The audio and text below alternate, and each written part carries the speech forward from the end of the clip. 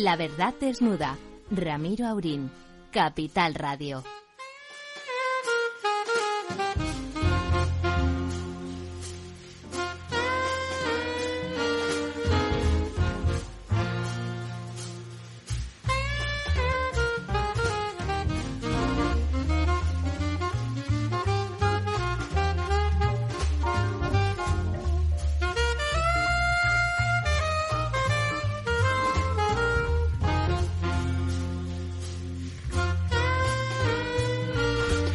Muy aquí estamos en una noche, ¿qué noche la de aquel día? Don Ramón. Tremenda, no se recuerda otra cosa. Pues tiene usted razón. O sea, espere, póngaselo bien ahí cerca, que a usted se le quiere oír, siempre se le quiere oír, pero hoy se le tendrá que oír particularmente. Antes de empezar, bueno, ya saben, estamos aquí para desnudar a la verdad, no vamos a dar nada a don Ramón porque no queremos que se nos constipe, que nos han dicho que van a bajar las temperaturas y ahora se ha convertido en el protagonista de la última película póstuma de Berlanga, El candidato. Ya es definitivo, ya lo sabíamos los íntimos que la cosa iba en serio, pero finalmente se ha decidido usted. ¿Está contento, don Ramón? Más que contento, estoy interesado. Está intrigado a ver qué pasa, ¿no? Interesado, porque quiero ver la reacción que tengo en el hemiciclo, que me están diciendo cosas a veces extrañísimas, de que voy a tener un buen trato, otros dicen que me van a atacar hasta la muerte, pero yo creo que el hemiciclo va a reconocer que allí llega un veterano de los tiempos de la transición, de la primera transición. Ya saben que algunos que piensan que el año de la Constitución, etcétera, y yo creo que esto va a ser bastante positivo para que haya una sesión o varias sesiones debidamente encauzadas y razonables. Tengo confianza en mis colegas parlamentarios, aunque sea 40 años después. No, algunos yo creo, bueno, de entrada, la parte del PSOE del gobierno yo creo que le acogerá entre cierto sarcasmo y con cierta consideración. Es usted un economista de más que reconocido prestigio, es un intelectual impresionante, se pasa la vida escribiendo un libro. Es verdad, cada uno lo suyo, ya sabe usted que yo no era muy partidario, ya lo sabe usted, pero es verdad que cada uno de sus libros son interesantes, es usted un personaje enciclopédico y por lo tanto cualquier persona normal y razonable que sepa de usted le tiene que escuchar con interés como mínimo. Además, todos los que le conocemos sabemos que el discurso va a ser un discurso formidable, un discurso impecable, democrático, regeneracionista y que, en principio, supongo que muy independiente. Espero que en eso siga haciendo la gala de lo que ha hecho usted toda su vida, que lo ha hecho siempre, por lo tanto no hay por qué pensar que en esta ocasión no va a seguir siendo así. Y por lo tanto, sin duda será en ese hemiciclo donde se pasan el día insultándose, pues va a ser un discurso interesante, un discurso de otra época, ¿no? Cuando la gente decía algo, como decía don Alfonso Guerra, es que entonces éramos lo mejor de cada casa y usted pues era uno de esos de lo mejor de cada casa. Ya conoce usted mi teoría del embalse, que los diputados de aquel momento de la transición se dice que fuimos muy buenos, pero yo creo que si es verdad eso, es porque hubo un embalse de gente que se dedicaba a la política, se estaba preparando, pero no había parlamento donde ir, y durante 20 años o 30 años, pues mucha gente se preparó con eso, y al llegar las elecciones, pues resulta que de los 350 diputados, pues había catedráticos, músicos, había literatos, abogados, gente excepcional. Se había acumulado lo mejor esperando a la democracia. No. Ahora tenemos, usted conoce la idea de stock y renta. Entonces teníamos un gran stock que se fue turbinando y al turbinarlo salía un agua muy buena. Pero ahora lo que hay es una renta, un flujo anual, no ha habido... Y además, don Ramón, entonces ustedes no no ganaban particularmente nada en particular, no iban a ganar nada. De hecho, era con generosidad. Muchos de los profesionales que estaban allí, de todos los extremos políticos, eran grandes profesionales. Cada uno pensaba lo que le parecía bien y lo que le daba la gana, pero no mejoraban su condición personal por estar allí. Eso no se puede decir hoy en día. Hoy en día, la mayoría de los diputados y diputadas, la mayoría, no todos, pero la mayoría, tendrían un problema fuera del hemiciclo. Creo que está en 111.000 euros al año. Y yo me acuerdo la sesión de la Junta de Portavoces que tuvimos un día, estábamos, entre otros, Guerra y yo, y estábamos tratando de fijar el sueldo de los diputados. Y me dijo Alfonso Guerra: Ramón, ¿cuánto cobráis en la universidad los catedráticos? Y yo le dije, con mi situación actual, 28.000 pesetas al mes. Dice, pues 40.000 de diputado estaría muy bien. Así se decidió el sueldo de diputado. Bueno. De cierto modo, ¿no? No está mal, hombre, el catedrático era un sueldo un poco escaso. Y era un poco vitalicio, mientras que en principio sí, el de diputado a los 4 años podías quedarte y tenerte que dedicar a otra cosa, mientras que el catedrático es para toda la vida. Claro. Afortunadamente los catedráticos hoy ganan bastante más dinero que bastante eso. Bastante más. Lo cual nos parece, dicho sea de paso, perfectamente Yo creo que sí, además razonable. Cada vez hay menos catedráticos porque ahora la gente se queda en titular. Hay pocas cátedras ya. Bueno, habrá que ver, el lunes presentan sus amigos la moción y habrá que ver la señora Mis amigos no, porque efectivamente pueden ser amigos unos y otros no. Mis proponentes. Sus proponentes, a partir de ahí la señora Batet decidirá cuándo se hace la moción, ¿verdad? Hombre, sí, algo le dirá también el demandado, por así decirlo, el presidente del gobierno, que es el objetivo a criticar, etcétera. La pieza de caza mayor. Pero hoy me ha pasado una cosa interesante, no sé si la puedo decir. Claro. Yo creo que sí, porque puede. ya se ha dicho públicamente. Dice, ¿cómo está usted? Digo, pues estoy como debía estar el Cid Campeador cuando le pidió explicaciones a Alfonso VI en la jura de Santa Gadea. Pues oye, ¿Lo han dicho? Lo he leído. Pues al Cid Campeador, después de la jura, no le fue particularmente bien. A mí me gustaría mucho que me llamaran el Cid Campeador. Le encantaría, ¿verdad? Me gustaría mucho. Y que lo desterraran y que no viera Para más mí a es doña el héroe, Jimena y todo eso. Es uno de los grandes héroes españoles. Menéndez Pidal, que ha escrito sobre el Cid mucho, lo pone fantástico. Yo creo entre él y Hernán Cortés. Hernán Cortés es un personaje único. Bueno, el otro era un militar de fortuna, pero era un gran militar de terminó fortuna. Terminó muy bien con el triunfo y la conquista de Valencia, que antes Trabajando. Valencia se llamaba Valencia del Cid. Ahora los valencianos no lo dicen. Pero trabajando para un rey árabe, ¿eh? También trabajó para... pero la conquista de Valencia no fue para los cristianos. Y para Ramón Berenguer también. Fue defendiendo a la taifa valenciana de los almohades, que eran unas malas bestias que hacían piratería, y Valencia era un reino de taifa rico y lo contrataron, igual que el de Zaragoza lo contrató en su momento. Bueno, volveremos sobre el tema, no nos queda más remedio, y además queremos hacerlo, esta es su casa, y por lo tanto desde aquí tenemos que dar pábulo a sus hazañas. Rápidamente, doña Almudena con doña Emilia Zaballos. Hola Emilia, buenas noches.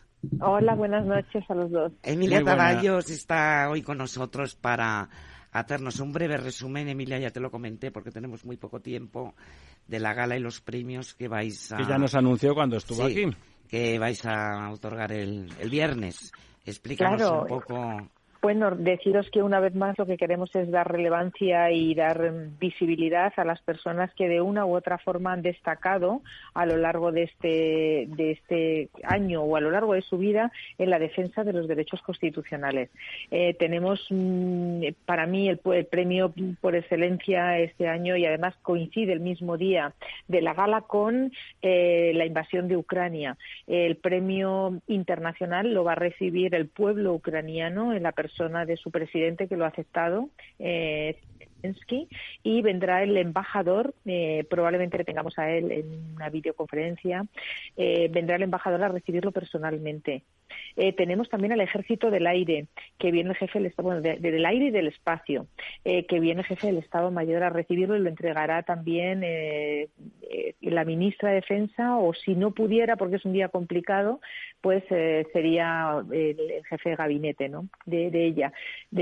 Así todos los premios, o sea, tenemos a Rosa Menéndez, que es la primera mujer que fue presidenta del CSIC. Tenemos a Diego Pérez de los Cobos, coronel, que ha respetado los principios, los valores y sobre todo la dignificación de lo que es el ejército, lo que son los militares, las fuerzas de seguridad del Estado, y no plegarse ante las solicitudes de los políticos cuando están injustificadas. Ese secreto de sumario lo respetó y se jugó su puesto, pero ahí está, valiente y sacándolo todo adelante.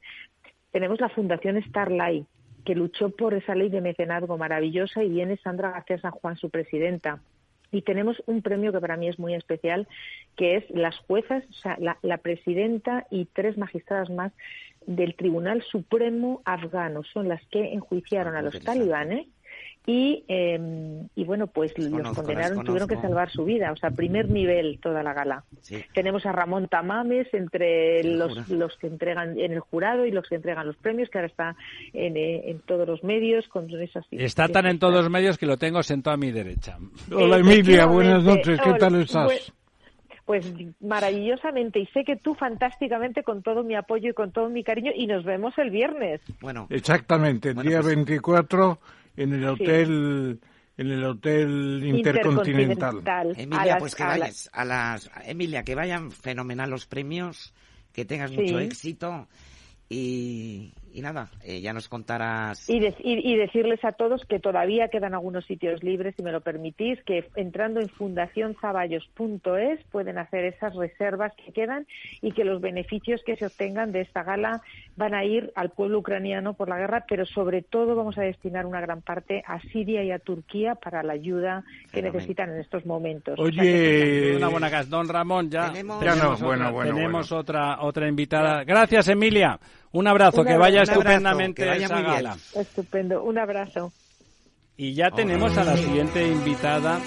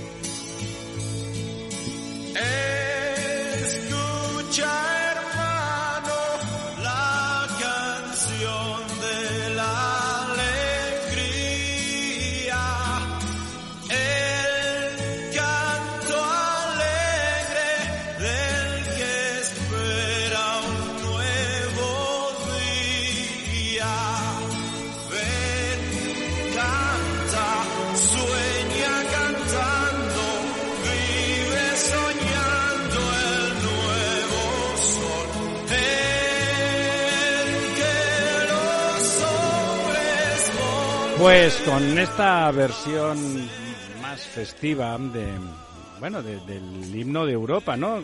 Prácticamente la letra de Schiller y la música de Beethoven. Traducida libremente por Miguel Ríos, en una versión que ayudó a popularizar ese tema maravilloso del amigo Ludwig van Beethoven. Y eso viene a cuento porque tenemos al teléfono, si Dios quiere, a doña Susana Solís. ¿Está usted ahí, doña Susana? Muchas gracias. Sí, os oigo perfectamente. Buenas noches. Muchísimas gracias. Enseguida le vamos a dar la palabra a Almudena para que empiece la entrevista. Pero esta mujer española, europarlamentaria, está en calidad de observadora en paralelo a los hombres de negro y las mujeres de rojo que han venido a supervisar cómo se están invirtiendo esos fondos Next Generation en España, ya que la plataforma COFI, en el caso español, no funciona y brilla por su ausencia, y por lo tanto la transparencia es franca opacidad. Almudena, por favor. Hola, Susana, buenas noches, ¿qué tal? Bueno, Susana, hola, además de ser eurodiputada, es ingeniera industrial, es directora para asuntos europeos de AMDE, la Asociación de Mujeres Directivas y Empresarias, y, como bien has dicho, ha venido como observadora. Entonces, Susana, sabemos, perdóname nada más un apunte, que es un perfil que no necesita cuota. No, efectivamente. Susana, yo te quería preguntar un poco, pues, cómo han ido las reuniones, a qué conclusiones habéis llegado. Sé que ha habido una rueda de prensa esta mañana. ¿Qué nos puedes contar, Susana? ¿Qué pinta tienen esos fondos? ¿Llegan a la economía real? Pues, a ver, empezamos. Han sido 3 días muy intensos, ¿no? Porque ya habéis visto el programa, nos hemos reunido con 3 ministros, con 5 comunidades autónomas, asociaciones empresariales, sindicatos. Ha sido, pues, como decíamos, hemos tenido acceso a mucha información. Y la misión pues consistía en saber exactamente cómo se están ejecutando esos fondos, puesto que España es el país que más fondos ha recibido ya. Estamos hablando ya de 37.000 millones de euros con el último desembolso y, por tanto, pues cabía dentro de la normalidad que se viniesen a ver precisamente si estos fondos se estaban ejecutando bien y si se están gastando bien. ¿Qué es lo que más nos importaba y donde hemos hecho más hincapié, ¿no?, durante estos 3 días? Asegurar la transparencia, porque toda la información que nos llegaba, pues de hecho también nos reunimos con periodistas a puerta cerrada, es que hay una falta de información de cómo se están gastando estos fondos. Es cierto que el Gobierno insiste mucho en que de esos 31.000 millones se habían ejecutado 23.000. Pero claro, esa ejecución, cuando el Gobierno habla de ejecución, habla de que se los ha transferido a las comunidades autónomas. O asignados, Susana, sean asignados, que es un verbo distinto en español. Claro. Bueno, en algunos casos asignado, en otros casos son convocatorias que se han hecho. Es un concepto que es muy amplio. Y a nosotros lo que los ciudadanos queremos saber es cuántos de esos 36.000 o 31.000 millones han llegado a la economía real, es decir, a quién se ha pagado, a qué sectores, a qué empresas o a qué ciudadanos, ¿no? Y eso es, al final, yo creo que era uno de los puntos fundamentales. ¿Y qué habéis sacado en limpio? Bueno, pues como habéis oído en la rueda de prensa, el dato, porque todo el mundo me pregunta, ¿y al final os han dado ese dato? Bueno, pues ese dato no nos lo han dado. Yo no sé muy bien si es porque no lo han querido dar o porque en realidad no lo tienen, porque lo que sí hemos estado, creo que una mañana entera en el Ministerio de Hacienda, y nos han enseñado por fin el sistema de control COFI, el que has llamado tú antes COFI, que es un sistema donde se vuelcan los datos de todas las administraciones, de todos los que van a recibir. Y no está funcionando, Susana, no sé si lo sabes, no está funcionando. Desde fuera. Nos han enseñado un sistema que ahora está operativo y que está empezando a funcionar. O sea, el sistema, la infraestructura está. Han cargado datos del Gobierno, sobre todo de la Administración Central. Algunas comunidades han empezado a cargar los datos con muchísimas dificultades porque es un sistema muy complejo y nos han contado, pues desde que tienen que volcar hojas de Excel, el sistema se corta, es muy complicado para ellos, están también aprendiendo. Y yo entiendo que una vez que estén volcados todos los datos, se podría acceder a tener datos agregados y, por tanto, saber datos de ejecución real.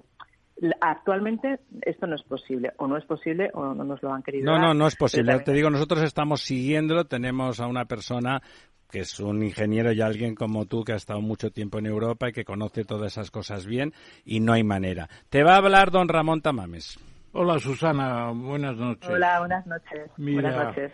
En la Real Academia de Ciencias Morales y Políticas hubo un informe hace como 8 meses o así sobre estos fondos, nuevas generaciones en parte por lo menos, y era el profesor Novales, fue muy pesimista, dijo que no veía claridad en nada, y yo ahora veo que se han dispuesto un total, o que ya están disponibles, un total de 37.000 millones, que es el 53 de los célebres 70.000 millones de subsidios. Y luego hay otros 70.000 millones, un poco menos, préstamos, sí. de préstamos.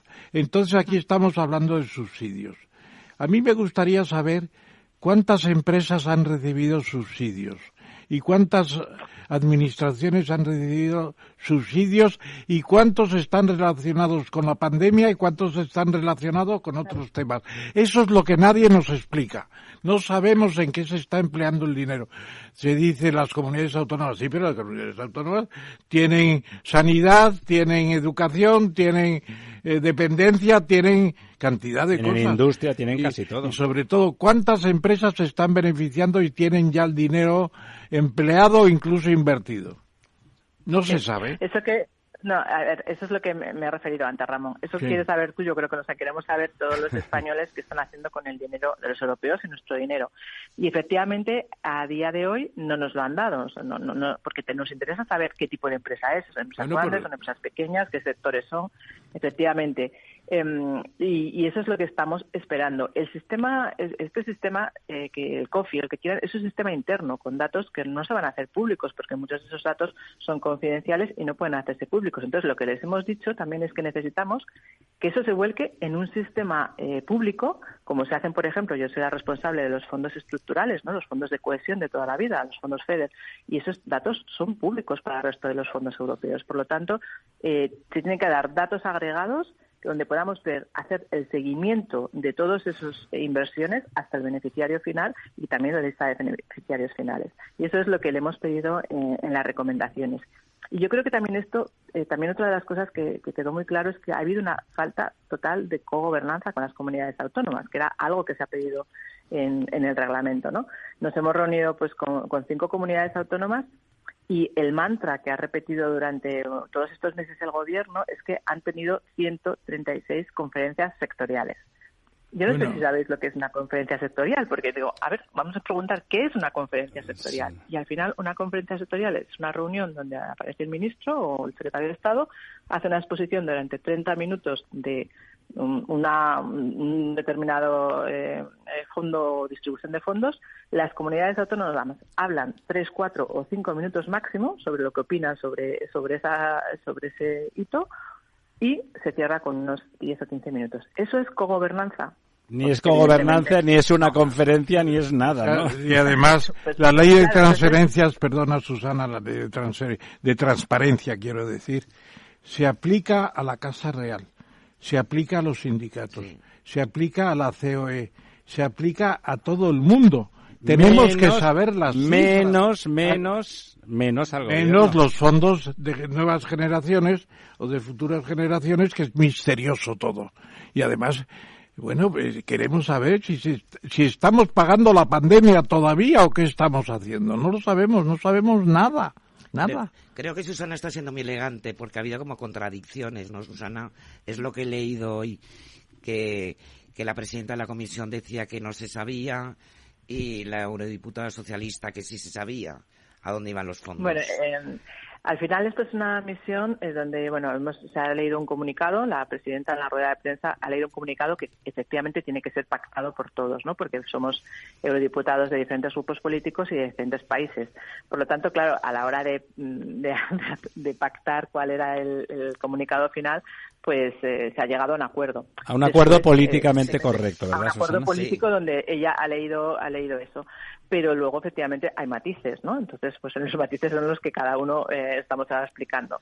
Pero, efectivamente, yo creo que ha quedado claro, tanto si leéis el comunicado como en la rueda de prensa, que el dato de ejecución, que sí nos lo dio el Gobierno, el dato de contabilidad nacional lo dio hasta agosto del 2021. Pero perdona que te diga, yo desde los 20 años he estudiado, 18 quizás, las cuentas nacionales, incluso los antecedentes de Quené en la época de los fisiócratas con el Tableau Économique y luego Richard Stone, las cuentas nacionales que le dieron el premio Nobel por eso, etcétera.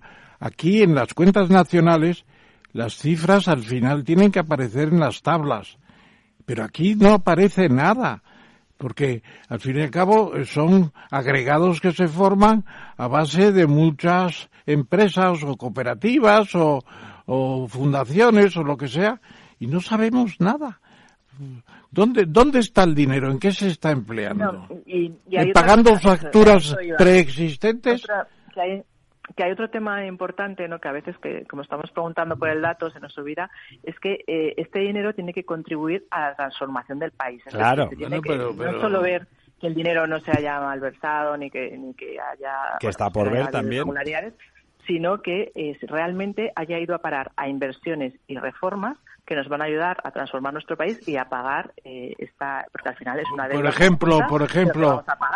Por ejemplo, ¿el Hospital Gregorio Marañón ha recibido algo? No lo sabe, ya te ha dicho que no lo sabemos. Oye, Susana, ¿qué ocurriría si imaginemos que en un momento determinado eso que has dicho tú, que no cumple, que el dinero se ha dedicado a cosas, ya no digo que se haya malversado, que ya sería tremendo, sino simplemente que ha ido a cosas que no debía, porque los fondos Next Generation tienen un destino muy concreto, transformativo, lo que un compañero en esto llama, en lugar de hardware del sistema, software, ¿no? Más conocimiento, formación, todo ese tipo de cosas. Ya, ¿qué pasaría? Bueno, pues sería una oportunidad perdida para España, porque, como yo digo, este dinero al final lo van a pagar nuestros hijos, las próximas generaciones. O sea, a partir de dentro de unos años vamos a tener que empezar a pagarlo, y esto se paga, nunca lo decimos, ¿no? Pero la forma es o con nuevos impuestos, que se llaman recursos nuevos, decimos en Bruselas, que nos gusta mucho, pero que sí. Son impuestos, ¿verdad? Recursos nuevos son impuestos. Son impuestos nuevos que se tienen que crear, o con una aportación mayor por parte de los Estados miembros en sus presupuestos, ¿no?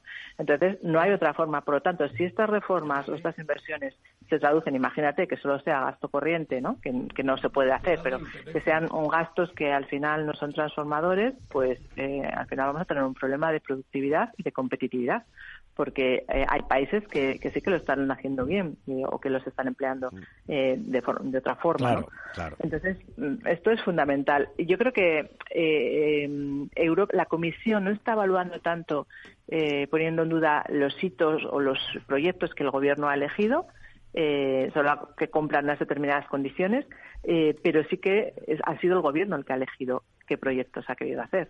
Y esto, pues igual que en otros países, lo sabéis que se ha hecho con el consenso de todo el Parlamento, ¿no? Por ejemplo, en el caso de Italia, en otros países, aquí ha sido el Gobierno el único que ha decidido. Pues, aquí eso lo hizo gracias al partido que parece que es la oposición, pero que en realidad es el soporte del Gobierno, que es Vox, el único que le apoyó. La última, y nos despedimos de Susana. Sí, muy rápido, Susana.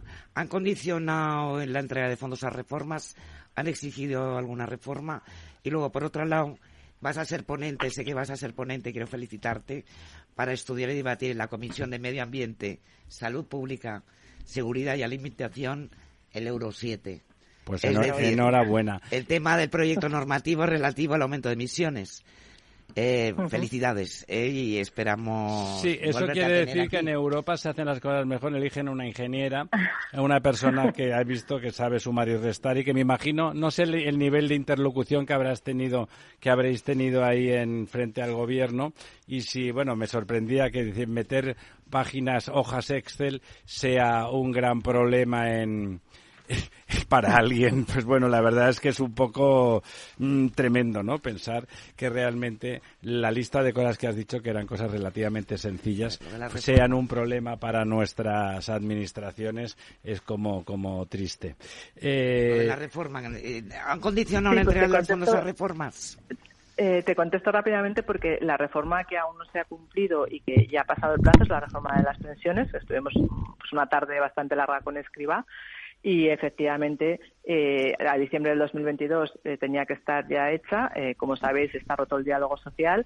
Él está muy confiado en que la va a sacar adelante, pero de momento ya tendrá que estar pidiendo una prórroga, porque como sabéis, y algo nuevo que ha sacado también la Comisión justo ayer, es que ahora por fin la Comisión tiene una metodología clara, va a publicar una metodología clara con criterios claros y transparentes de qué ocurre cuando no se cumple un hito. Pues está muy bueno, ¿no? No sabíamos qué pasaba cuando no ocurría. Bueno, pues ahora ya hay criterios que tenemos un baremo de premio y castigo.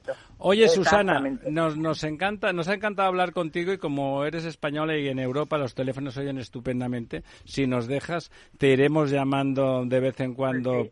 Sí, a ver si nos enteramos de quién tiene el dinero, por ejemplo. ¿Tú que estás en Bruselas habitualmente? Bueno, estoy entre Bruselas y Madrid. Y Madrid. Bueno, pues algún día, si estés en Madrid, pues te vienes. Hablamos del coche eléctrico y de Euro 7. Oye, pues ahí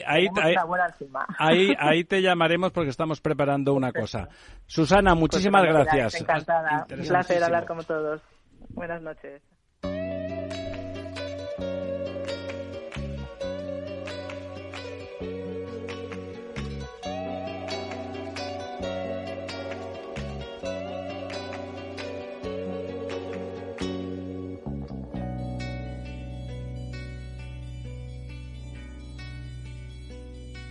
Me das a elegir entre tú y la riqueza, con esa grandeza que lleva consigo, hay amor, me quedo contigo. Si me das a elegir entre tú y la gloria, pa' que hable la historia de mí. Por los siglos hay amor, me quedo contigo.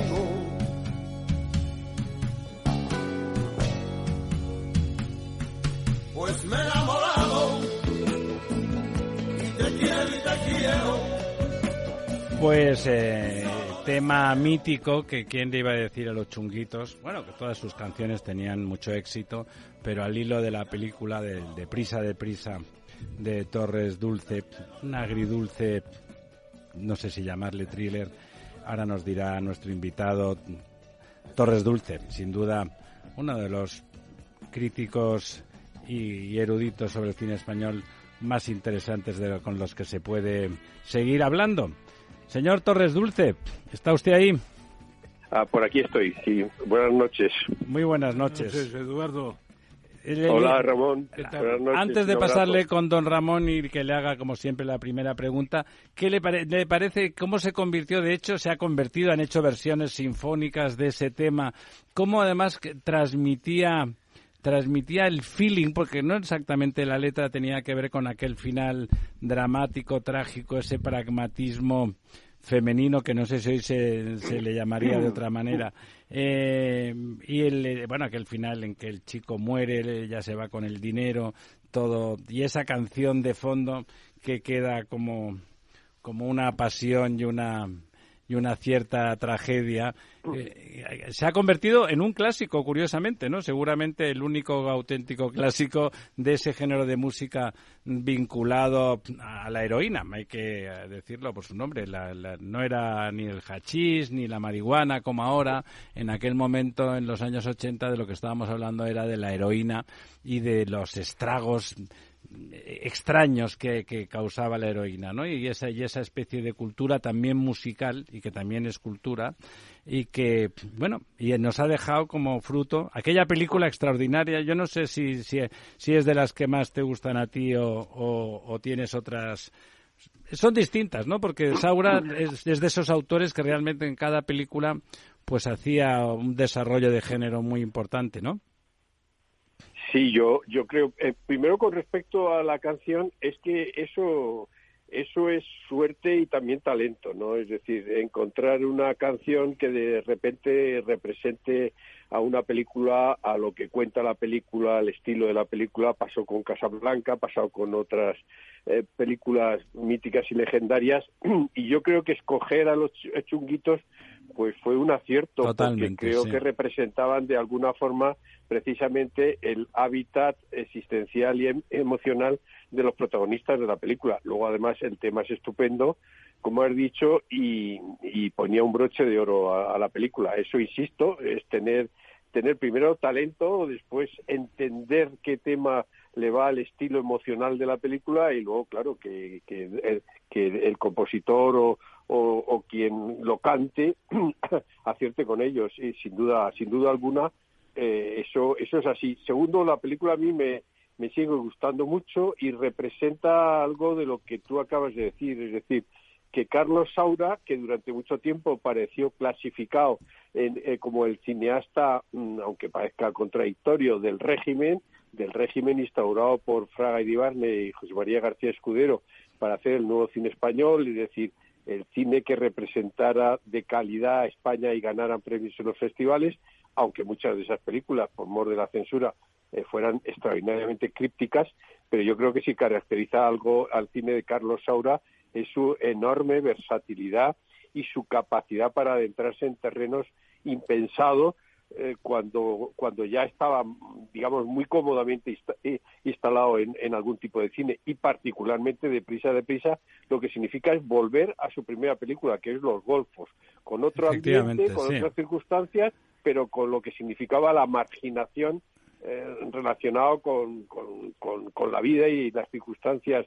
de estar marginados en la vida, ¿no? Pero dio en el clavo de ese momento de la movida en la que la heroína se llevaba a tanta gente, en la que se vivía deprisa, y creo que el testimonio era extraordinario de la película, y Carlos, con un estilo, voy a decir, muy contrario a su estilo más solemne, más clásico, más ornamental, pues rodó la película muy encima de las emociones de los personajes. Muy à bout de souffle, ¿no? Era un poco godartiana en ese sentido, pero muy española al mismo tiempo, ¿no? Sí, porque yo creo que Carlos, que siempre fue considerado, particularmente en Francia, como el heredero de Buñuel, pues tiene relativamente pocas cosas en común con Buñuel, ¿no? Carlos Saura lo que era un artista total, es decir, creció en un ambiente en el que la pintura, la fotografía, la literatura y ya finalmente el cine formaban un todo total. Sus películas como Carmen, El amor brujo, con Gades, y las que ha ido realizando después, Tango, etcétera, lo que demuestran es que era un artista plástico extraordinario, con un dominio de la imagen. Solo contratar al director de fotografía de Vittorio Storaro ya fue un éxito. Yo recuerdo una película que es desigual, pero de una formalidad estilística extraordinaria, Goya en Burdeos. Bueno, resulta inolvidable las imágenes, cómo salen prácticamente casi de las paredes, cómo se apoderan del espectador. Visualmente, Carlos Saura era, dramáticamente también, pero visualmente, uno de los artistas más poderosos que han existido en España. Más global, don Ramón. Yo ahí, querido Eduardo, te plantearía un tema que a mí me ha inquietado siempre. Yo conocí a Bardem mucho, fui amigo de él, incluso pasé una temporadita en la cárcel de Carabanchel, convivimos allí. Gastos pagados, ¿eh? Muy amistosamente, siempre. Y luego conocí a Berlanga menos, y a Saura la verdad es que le traté bastante menos. Pero, ¿qué piensas tú de la idea de que Bardem está un poco prisionero de sus tesis, en gran medida en cumplimiento de un pensamiento que se considera marxista, etcétera, etcétera, en Calle Mayor, en Muerte de un ciclista, incluso en Venganza? Bueno, y luego Berlanga está prisionero de Azcona, es prisionero de su guionista, esa es la verdad, y no se imagina uno a Berlanga sin Azcona. Este Saura no es un inventor sucesivo de cosas diferentes, no fue un gran experimentalista, si se puede decir ahí con esa palabra, es decir, no experimentó todo, sus distintas fases, los juveniles, las fases artísticas, no digamos el baile es una cosa emocionante. Lo que decía Eduardo, que era un hombre de una sensibilidad y una formación extraordinaria. ¿No? Estaría bien definir a esos tres grandes del estrallato de nuestro cine, con esas características. En ese sentido, Carlos Saura no es el más genial de los tres, en cierto modo. No, yo discrepo, Ramón, y bien siento discrepar de persona tan admirada y cuyo criterio respeto tanto. No, yo creo que de los tres el genio era Luis García Berlanga. Berlanga, ¿verdad? Me parece que eso es indiscutible, es decir, el que tenía talento y además genio era Berlanga. ¿Y Azcona? Es que no es cierto lo de Azcona, eso es una leyenda bastante que hay que tamizar bastante, es decir, los dos coescribían las películas y no es verdad que las cosas geniales que aparecen en las películas de Luis García Berlanga fueran fueran de Rafael Azcona. Es muy difícil saber cuando trabajan dos juntos qué aporta uno o qué aporta otro, y yo creo que en modo alguno era prisionero. Yo en todo caso creo que Rafael Azcona era más prisionero de Berlanga que al revés. Entre otras cosas porque Rafael Azcona siempre decía, cuando ibas a hablar con él, cuéntame la historia. Si no tienes una historia, él no escribía el guión. Y si no tienes el final, él no escribía el guión. Lo contrario de Luis, que Luis entraba con un criterio de improvisación sobre algo que él ya conocía. Y en cuanto a Juan Antonio Bardem, yo creo que toda su primera etapa merece ser revisada con distancia, pero yo creo que Cómicos, La muerte de un ciclista, Calle Mayor, y La venganza, es decir, todo lo que hace en los años 50, por supuesto que tiene un cierto aire PC, por decirlo de alguna forma, pero sobre todo está muy influido por el neorrealismo italiano. Eso es. Que influyó a Berlanga un poquito, pero no tanto a Juan Antonio. El problema de Juan Antonio es que a partir de los años 60 no encuentra su situación. No es capaz de dar el salto que dio el propio Luis García Berlanga, no el salto, la evolución, no evolucionó y se quedó fuera de las estructuras de la industria. Hizo incluso películas muy alimenticias, francamente muy deficientes, sin ningún género de dudas, ¿no? Y estaba perdido industrialmente hablando. Y Carlos Saura es el producto de la Escuela Oficial de Cine, es la primera generación prácticamente de aquellos chicos que querían hacer cine sin estar en la industria, un poco lo que pasó a otra instancia desde la crítica cinematográfica con los de los Cahiers du Cinéma, y es un hombre muy influenciado ideológicamente por su cercanía al Partido Comunista, por decirlo de alguna forma. Lo que pasa es que él nunca fue, a diferencia de Bardem, no siguió especialmente ninguna estética. El salto que da de los golfos, de Llanto por la muerte de un bandido y de La caza al cine de Querejeta es dar el salto de un naturalismo, vamos a decir, muy clásico dentro de la literatura y de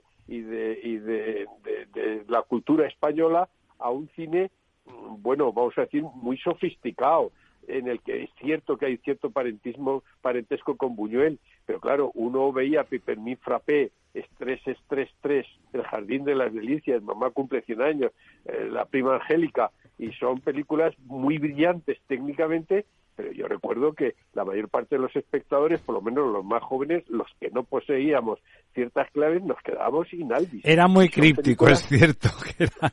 bueno. Es decir, nos quedábamos un poco fuera de la película. ¿A ti Pipermín Frappé no te parece una película encantadora? Además, siempre que está José Luis López Vázquez dirigido por alguien bueno, de golpe, a mí, lo digo porque seguramente es la que la que peor ha envejecido, a mí a pesar de eso, ver la gestión de alguien como José Luis López Vázquez de ese cripticismo de Saura, me resulta como mínimo enormemente interesante, ¿no?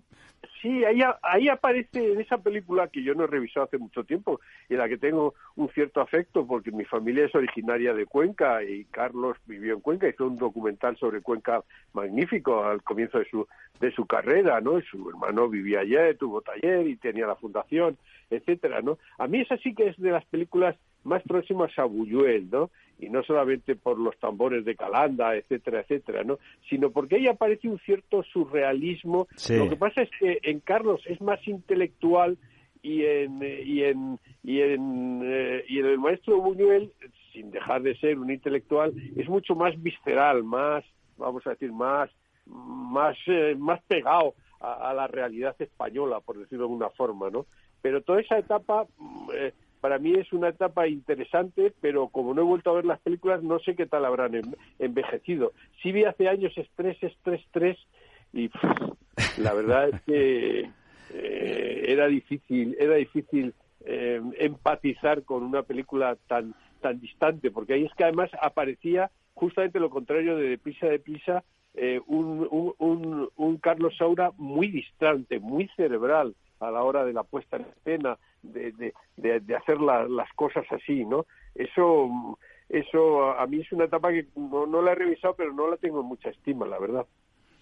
Yo no sé, querido Eduardo, si ha envejecido o no Goya en Burdeos. Yo estuve en el Instituto Cervantes de Burdeos dando una conferencia. Precisamente está en el mismo piso que ocupó Goya durante su exilio, claro. Y a mí me parece que allí lo que contó fue con un actor excepcional, ¿no? Que fue Paco Raval. Raval fue impresionante cómo hace ese Goya ya maduro, ya de final de serie casi, fantástico. ¿Cómo se estima esa película? La gente la entiende ahora, la ve con deleite, incluso Lardi... No la ven, básicamente. Lardi, el restaurante de Madrid, de la carrera de San Jerónimo, que ahora es de los pescadores, bueno, ya la han comprado, pues Lardi era el restaurante a donde iba Goya en Burdeos, etcétera, etcétera, y eso nos da una idea de estudio a fondo que hizo el propio Saura de la vida de Goya allí, fantástica. La lavandera, me parece que se llama, de Burdeos, que es el primer cuadro puramente impresionista, ¿no dicen? Bueno. ¿Qué te parece? ¿Está viva esa película? Yo por creo ejemplo. Que sí. Yo creo que sí, porque esa es una película a la que le puedes poner reproches de irregularidad en el guión, es la idea que tengo yo, ¿no? Pero visualmente, estilísticamente, aparte de la interpretación de Raval, que además yo creo que da el tipo de Goya, es poderosísima. Ahí cuenta con la ayuda, igual que en las películas estas de baile, etcétera, de Vittorio Storaro, que es un genio de la fotografía. Totalmente.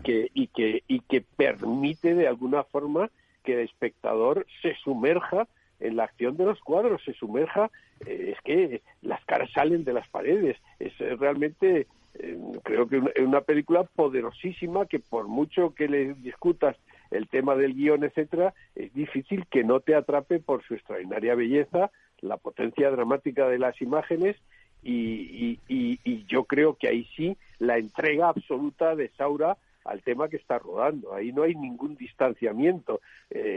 Si entras en la película, entras de hoz y coz, de bruces, en ese mundo convulso, atormentado, prerromántico, si se quiere decir, alucinado en muchos aspectos de Goya. Yo hace años que no he visto la película, pero bueno sería que esa película se pusiera como asignatura para muchos colegios e institutos de España, que no sé por qué demonios no el Instituto Cervantes, aparte de esto, no utiliza algunas películas.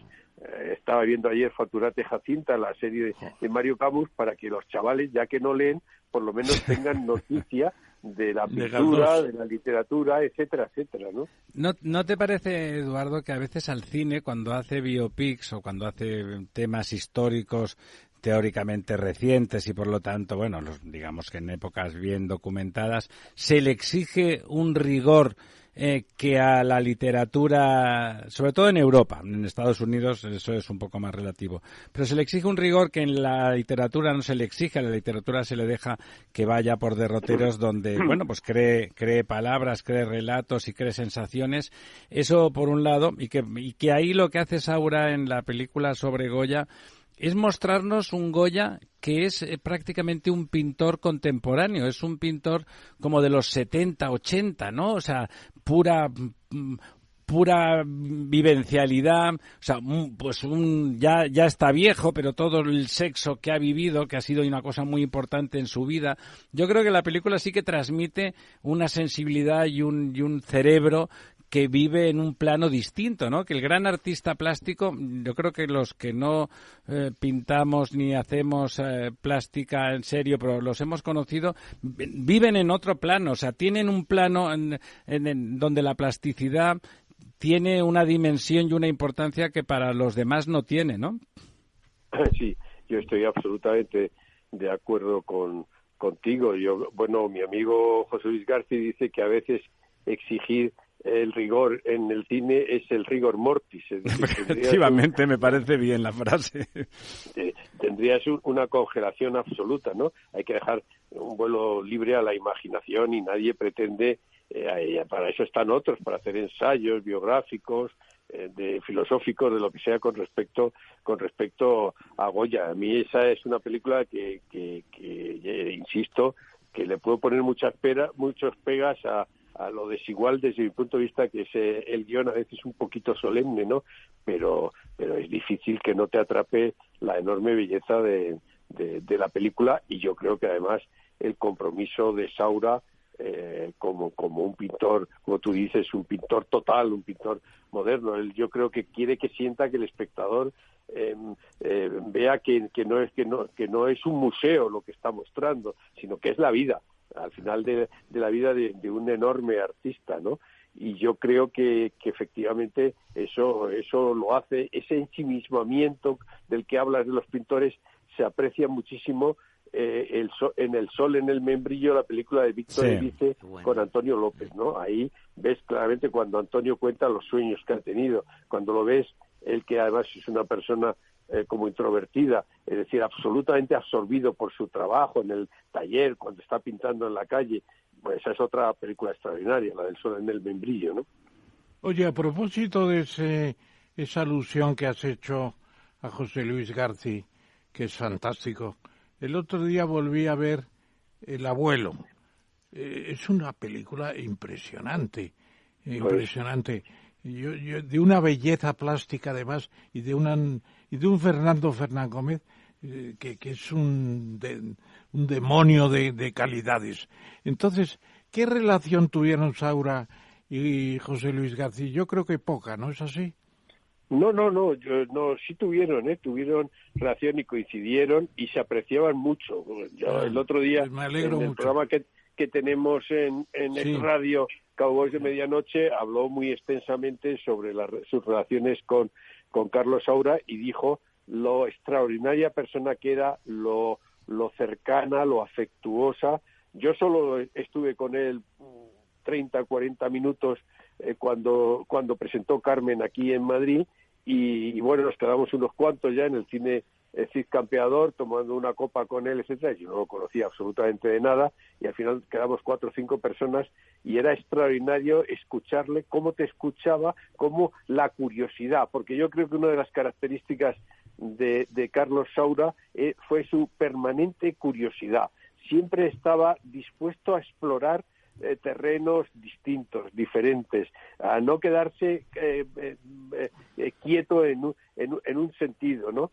Y yo creo que eso hacía su cine muy especial, muy variado, y como persona, todo el mundo que lo ha tratado solo podía hablar de su extraordinaria afectuosidad, de su sencillez y de su inteligencia. Oye, un día tenemos que traer aquí a la mesa redonda a ti con José Luis García, hablar de las lecciones de cine que dais. Sí, a mí me parece que García es interesante porque quizás de los directores que más ha evolucionado y ha mejorado su quehacer a lo largo de su vida, ¿no? Para mí al principio era alguien bien intencionado y que se notaba la atención al cine de Hollywood, en el buen sentido de la palabra, de atención y de intentar mimetizar, o por lo menos haciéndolo personal, pero mimetizando, y poco a poco se ha ido haciendo más personal, desde un tipo de personalidad poco extravagante, ¿no? De una personalidad aparentemente muy normal. ¿Con los crack? En general, bueno, los crack quizás es el punto más singular de todo su cine, ¿no? Pero también lo españoliza, ¿no? Lo españoliza bien, ¿no? Ese personaje fantástico del policía con pinta de ser también de Cuenca o de Burgos o de cualquier sitio, pero me parece, es verdad que a mí, que nunca he sido un apasionado del cine de García, sí que le reconozco que cada película que hacía me parecía un poco más interesante y lo sentía más cercano, ¿no? Bueno, sí, es que José Luis realmente siempre lo ha dicho, él lo que quería era escribir películas, era guionista y bueno, cuando surge la posibilidad de asignatura pendiente, bueno, ya había hecho cortometrajes y tal, se pone, y yo creo que él poco a poco va asumiendo lo que es más visual que literario en su cine. Y lo que ha dicho Ramón, estoy totalmente de acuerdo con lo del abuelo, hasta tal punto que hay mucha gente que cita como galdosianos en diálogos de la película que no son de Galdós, sino que son de Horacio Valcárcel y de José Luis García. Hasta tal punto ellos mimetizaron el paisaje, vamos a decir, literario, de diálogos y de personajes de esa película extraordinaria que es El abuelo, el vivo ejemplo, primero de lo difícil que es adaptar una obra literaria para el cine, y lo consiguen, y en segundo lugar otro lamento más, porque el cine español ha despreciado tanto nuestra literatura del siglo XIX, la literatura del siglo de oro y toda la historia de España. No digamos ahora que estamos en plan de antirreivindicación, pero bueno, es realmente un verdadero pecado que con personajes, sucesos, historias y literatura no tengamos una industria del cine tengamos una industria del cine tan ausente de cualquier cosa que significa la cultura de la españolidad. Sí, lo que intentó el régimen de Franco con aquellas películas de el descubrimiento de América, de no sé qué, de no sé cuánto, pero claro, fue un intento muy organizado de Fétis de las Homs, en cierto modo, pero se intentó, por lo menos. Aquí hay un desprecio total de la historia, total de la historia. Y es una pérdida de argumento, ¿no? Ten en cuenta que el tío de mi mujer, Juan de Orduña, adapta maravillosamente bien Pequeñeces, y hace, cuando viene a rodar Ridley Scott la película del El Descubrimiento, se hace proyectar películas, y cuando ve la película de Locura de Amor, se queda tan fascinado que copia íntegramente el larguísimo travelín de presentación de Doña Juana la Loca que escribió Carlos Blanco. Bueno, en ese cine tan denostado durante mucho tiempo hay adaptaciones, por ejemplo, de Rafael Gil, un magnífico director, del Clavo de don Pedro Antonio de Alarcón, que ya quisieran muchas películas actuales tener esa pulsión de aceptación de la literatura, ese despliegue de medios, porque conviene decir que cuando los americanos vienen a finales de los años 50 y 60, lo que se encuentran es una industria del cine español potentísima, de tal forma que empiezan a alargar a Norteamérica sus equipos técnicos y se quedan con los equipos técnicos españoles porque son buenísimos. Eso se lo carga Fraga y Barne con el nuevo cine español. Eduardo, casi por acabar, porque al hilo del travelling que citabas, de hecho los travelling son de las cosas esas maravillosas que definen a un director. Siempre recuerdo el travelling extraordinario de Orson Welles en Set de Mal, el travelling inicial. Pero recordaba, hablando de cine español, esa visión de los planos secuencia de Berlanga, ¿no? Que quizá ahí se veía su naturaleza extraordinaria como cineasta, ¿no? Que era capaz de ir enlazando y pareciendo extraordinariamente visual y narrativo al mismo tiempo, un plano secuencia detrás de otro, y te sumergías en esa realidad delirante que él contaba. Quizá ahí se veía eso que decías tú, que como cineasta probablemente era el mejor de los tres que ha nombrado Ramón. Sí, bueno, yo no me apunto a esa tesis. Sí, es que eso que acabas de decir del plano secuencia es curioso, que aquí la gente dijera, ya está el vago de Berlanga rodando en plano secuencia. Bueno, esa es la gente que no tiene ni puta idea, con perdón.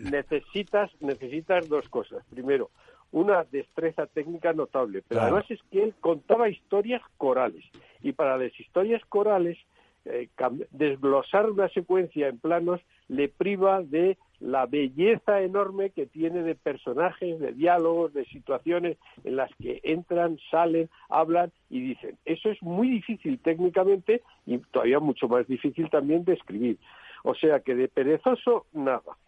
No, al contrario, a mí me parece de lo mejor que hizo, sin duda. De la última, don Ramón. Eduardo, bueno, vamos a ver. Dicen que el Saura estaba preparando una serie sobre Lorca, lo sabes, ¿no? Sí, lo he leído en algún sitio, sí. Me gustaría saber si tienes conocimiento. Bueno, no había empezado a rodar todavía. Ahí tiene el precedente precisamente de Bardem, la serie sobre Lorca que hizo para Televisión Española, a mí me pareció muy decentita. No es una obra maestra, pero está muy bien hecho. La serie supongo que Saura tendría unos personajes de fondo fantasmagóricos y extraordinarios, ¿no? Que no se les pudo inventar Bardem, que era menos creativo, menos prolijo en ese tema, ¿no? Sí. Yo no, en este momento no recuerdo muy bien la serie de Bardem. Tengo la idea esa de que era una cosa correcta. Bueno, con Carlos Saura, la aproximación a Lorca, desde luego, no sería nada convencional. Claro. De igual forma que hemos hablado de Goya en Burdeos, seguro que cogería al personaje, lo desmenuzaría como artista, pero además estoy seguro que entraría la poesía, entraría la música. Yo la verdad es que no la vi. Yo estoy seguro que él no entraría por un mero carril convencional. Eso en el cine de Saura nunca jamás se encontraba. Bueno. Don Eduardo, muchísimas gracias. Como siempre es un placer hablar de cine con usted. Lo digo ya en el plano personal, además desde el del programa. Y nada, aprovechamos que es usted tan amable, y le seguiremos llamando en breve. Y bueno, me recuerda Ramón por lo bajini que lo de traer a Garci un día, pues sí, es verdad, será una cosa encantador, porque si hay alguien apasionado del cine a la antigua en este país, ese, aparte de don Eduardo Torres Dulce, es José Luis Garci. Muchas gracias, don Eduardo. Un placer, un abrazo. Querido Ramón, un abrazo fortísimo. Bueno, ya me imagino. Te lo agradezco mucho.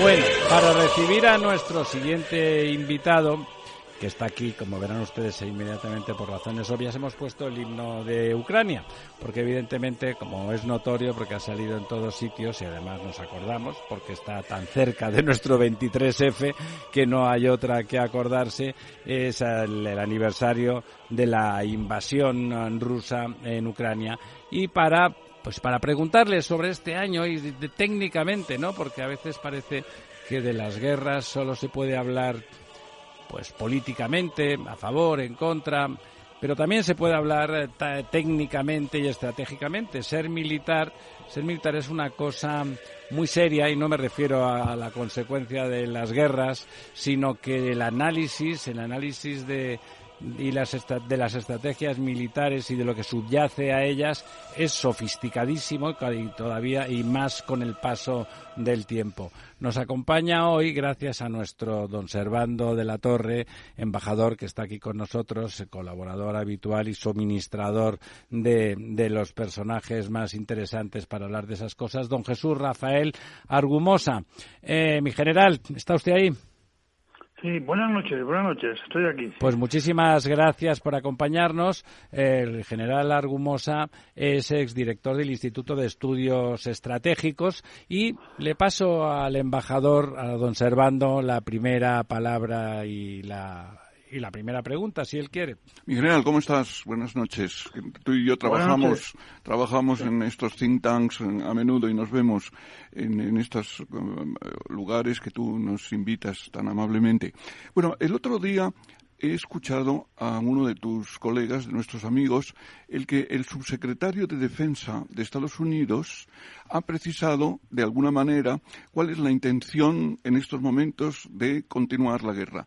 Es que Rusia no pueda volver a hacer una guerra así. ¿Tú qué crees?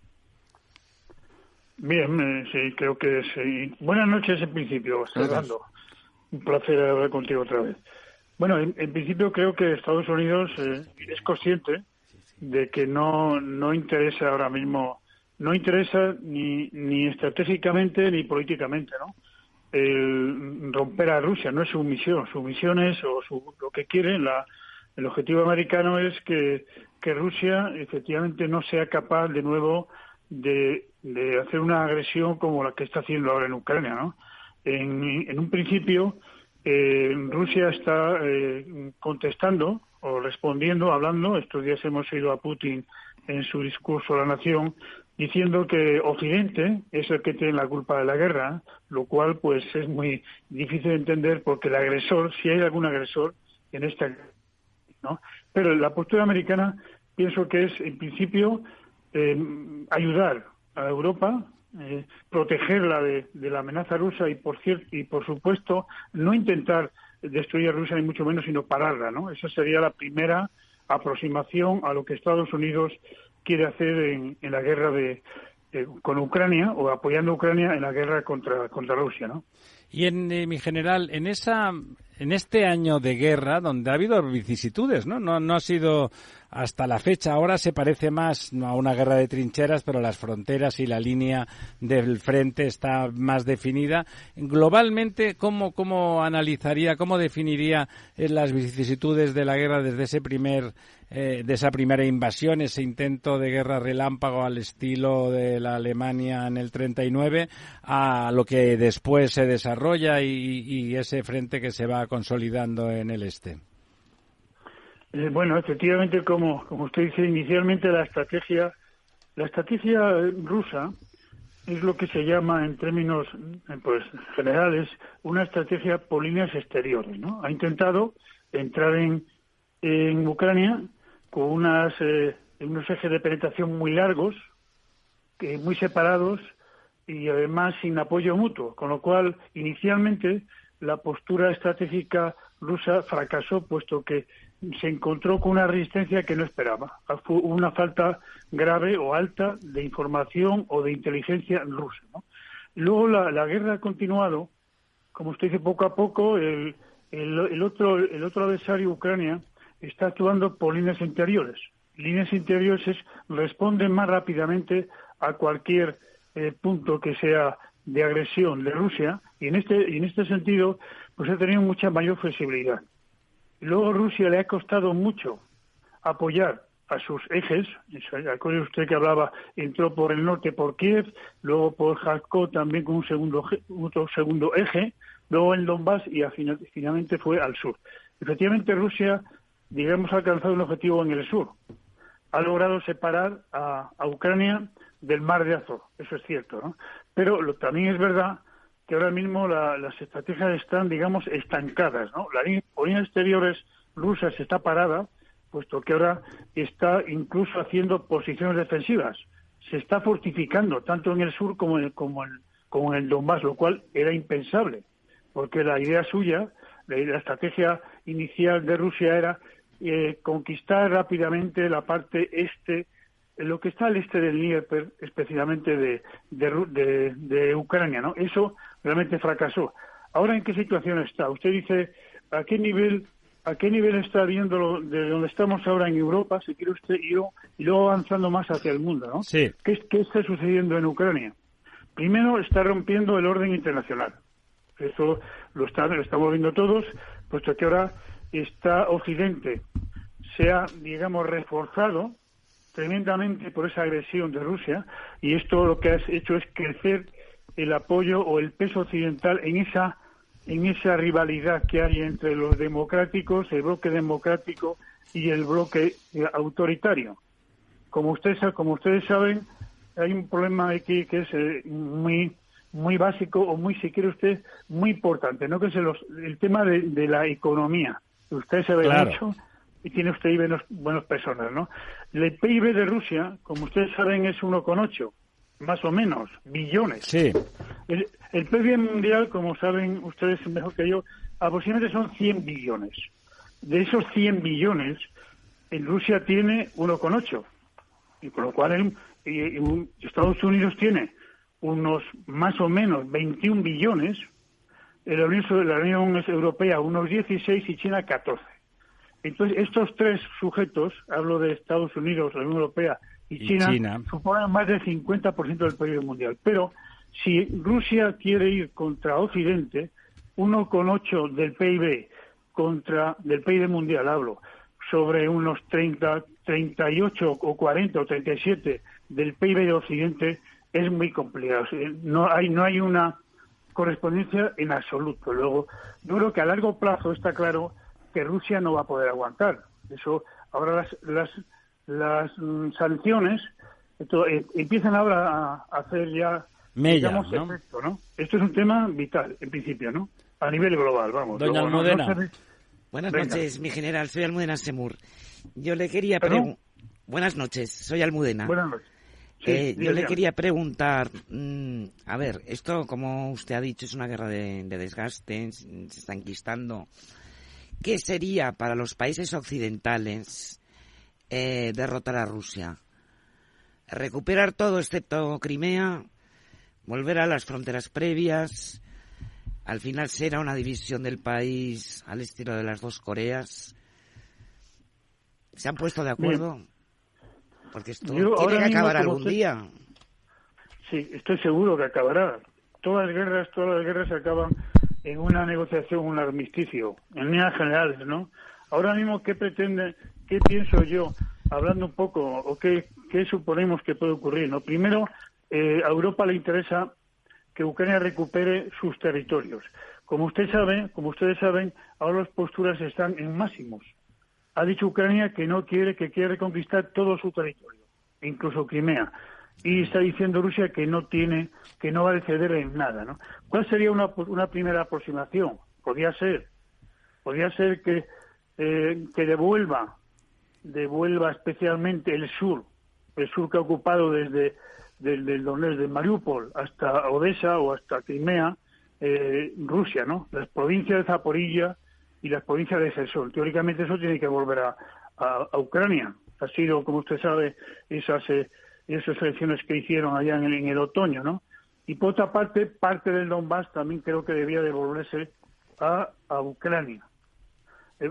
Claro, hay otra cosa que puede conseguir Rusia, que es que Ucrania diga cuando participa en la negociación que ella no va a pertenecer a la OTAN.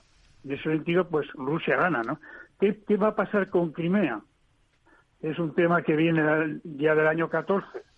Pues en principio podían hablar de una cosoberanía y dejar un poco la negociación a un plazo, digamos, de 10, 15 o 20 años, ¿no? Pero creo que la postura ideal, primeramente Europa o Occidente, no debiera permitir que que Rusia gane la guerra. Rusia tampoco puede ser derrotada en general, puesto que Rusia es un poder nuclear poderoso, el primero o segundo del mundo. Luego, usted acuérdese lo que está pasando en Corea del Norte, ¿no? Luego, no es normal que pierdan ninguno de los dos. O sea que la situación... Debe reconquistar. Le va a hablar don Ramón Tamames. Hola, general, ¿qué tal está usted? Me parece... Muy bien, muy bien. Me parece que hace poco con usted, dígame. Muchas gracias.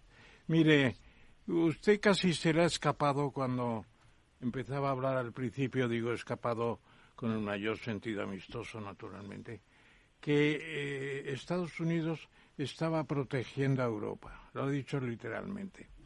Efectivamente, Europa es un protectorado de Estados Unidos. Y aquí todavía no nos hemos enterado de que el verdadero meollo de la guerra es qué quiere Estados Unidos hacer de Rusia. No lo sabemos. Lo que está claro es que Europa no tiene una visión del objetivo principal. Porque, empezando por la declaración Schuman de 1950, Europa es sobre todo un tratado de paz entre Alemania y Francia. Y la extensión de la paz perpetua de Kant, de Immanuel Kant, al resto de Europa y parte del mundo. Eso ya está muy consolidado, ¿no, don Ramón? Eso está muy consolidado, pero se está olvidando del todo. Nos hemos olvidado del todo y se presenta como un éxito que países neutrales como Finlandia y Suecia dejen de serlo. Es una pena que lo dejen de ser, porque eran países racionales, como Suiza. Pero amenazados. Lo que hay que hacer es evitar las guerras. Y aquí Biden va a abrazar a Zelensky, que vamos a ver luego qué personaje es Zelensky, porque lo acabaremos viendo. Yo no soy partidario de la invasión por Rusia, desde luego, pero me parece que Estados Unidos nos ha metido en una gorda de la que no sabemos cómo va a salir. Menos mal... Nos ha metido Rusia, don Ramón. Menos mal ha metido que Rusia. Xi Jinping va a visitar a Putin. Y es posible que le diga, camarada, ha sido demasiado lejos. Esto hay que arreglarlo ya, porque no podemos seguir así, con la declaración de Putin de que la era nuclear empieza ya. Perdone, general, que haya sido quizá un poco brusco, pero me lo pedía el cuerpo. No, sí, yo estoy en parte de acuerdo con lo que dice usted, Ramón. Por ejemplo, eso que me dice el protectorado es una teoría que se lleva pues, desde hace muchos años, ¿no? Desde la Segunda Guerra Mundial, si cree usted. La culpa la tenemos varios, o la tienen varios, no solamente el que se permita el protectorado. Pero también es cierto, y usted no me lo negará, que el tema que aquí se está jugando, porque al final todos somos conscientes de que tiene que haber una negociación entre Estados Unidos y Rusia. Dejémonos, luego habrá gente que participe, especialmente Ucrania, ¿no? Pero los que van a jugar en el mundo, en el teatro del mundo, van a ser estos dos porque son los más poderosos en el campo nuclear. Sí, China en la sombra, seguramente China en la sombra. Eso es un poder que no lo tiene nadie, tienen el 90% del poder nuclear mundial. Entonces, claro, el peso es fortísimo. Pero hay también otros, como dice usted, otros planteamientos, ¿no? El istmo que hay entre el mar Báltico y el Mar Negro, durante siglos, ha sido siempre un istmo que ha estado pasando personajes o actores desde el este al oeste y del oeste al este.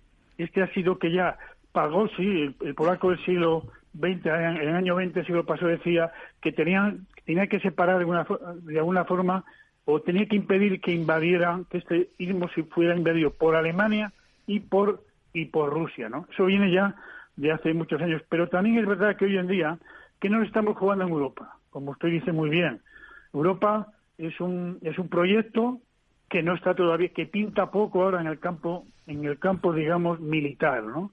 Sobre todo de cara a eso que estamos hablando de los poderes nucleares. Pero es eso de que la tutela a Estados Unidos, Europa ha querido. Europa ha pedido venir, ha pedido que Estados Unidos venga varias veces, 2 veces en el siglo pasado y este año esta vez, porque acuérdese usted que la carta que mandó Putin en diciembre se la mandó a Estados Unidos y a la OTAN. No pintaba nada a la Unión Europea. Él sabe quiénes son, dónde están los poderes, digamos, pesados. Y se está jugando, el juego es ahí. El juego es entre el poder democrático, que es marcado por Estados Unidos, y el poder autocrático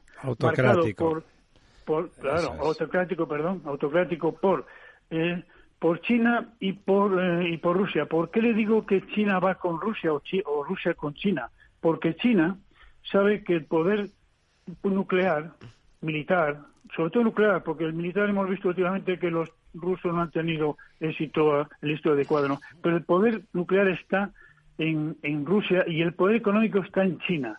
Y estos grandes poderes que ustedes saben más que en la economía pesa fortísimamente. Entonces, juntados los chinos y los rusos son un gran poder. Yo lo llamaba en una bipolaridad dual, ¿no? Bipolaridad, que son dos grandes polos, los sistemas autocráticos y los democráticos, cada uno de los dos con dos centros de poder, Estados Unidos y Europa, lo que puede ser Europa, y Rusia y China, ¿no? Ahí están los dos enfrentados. Embajador, por favor.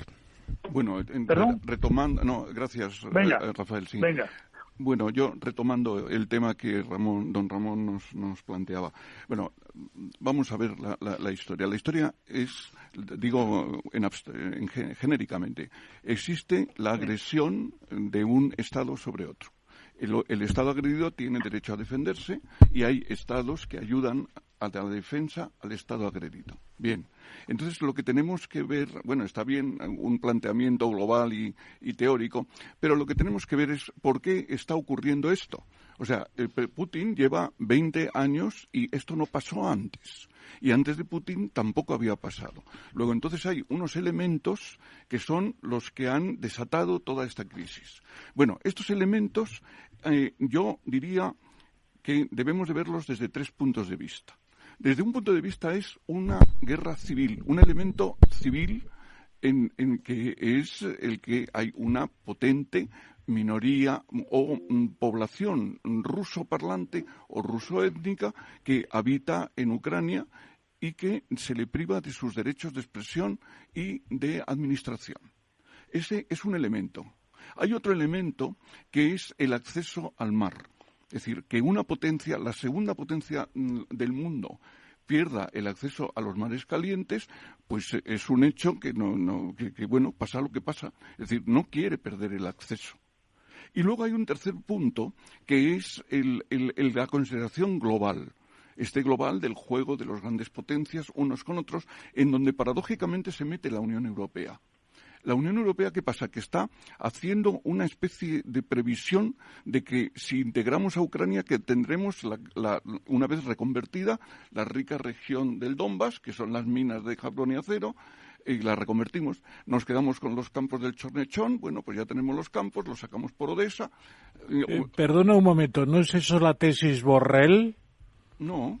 No, claro, sería la tesis Borrell. Borrell yo le veo lanzadito a armar lo que sea. Claro, exactamente. Es una cosa, a mí me impresiona cómo Borrell, que es un hombre pacífico, no piense más en Kant que en otras cosas. Y del presidente de la comisión, el presidente Michel. Tremendo. Son tremendos. Entonces, todo esto realmente, demos un paso atrás, porque todo esto está elaborado. Están los acuerdos de Minsk I, Minsk II, la comisión trilateral, que seguido conoce, y los protocolos del cuarteto de Normandía. Pero, embajador, ¿Putin hace caso de nada que haya firmado? Se sentó.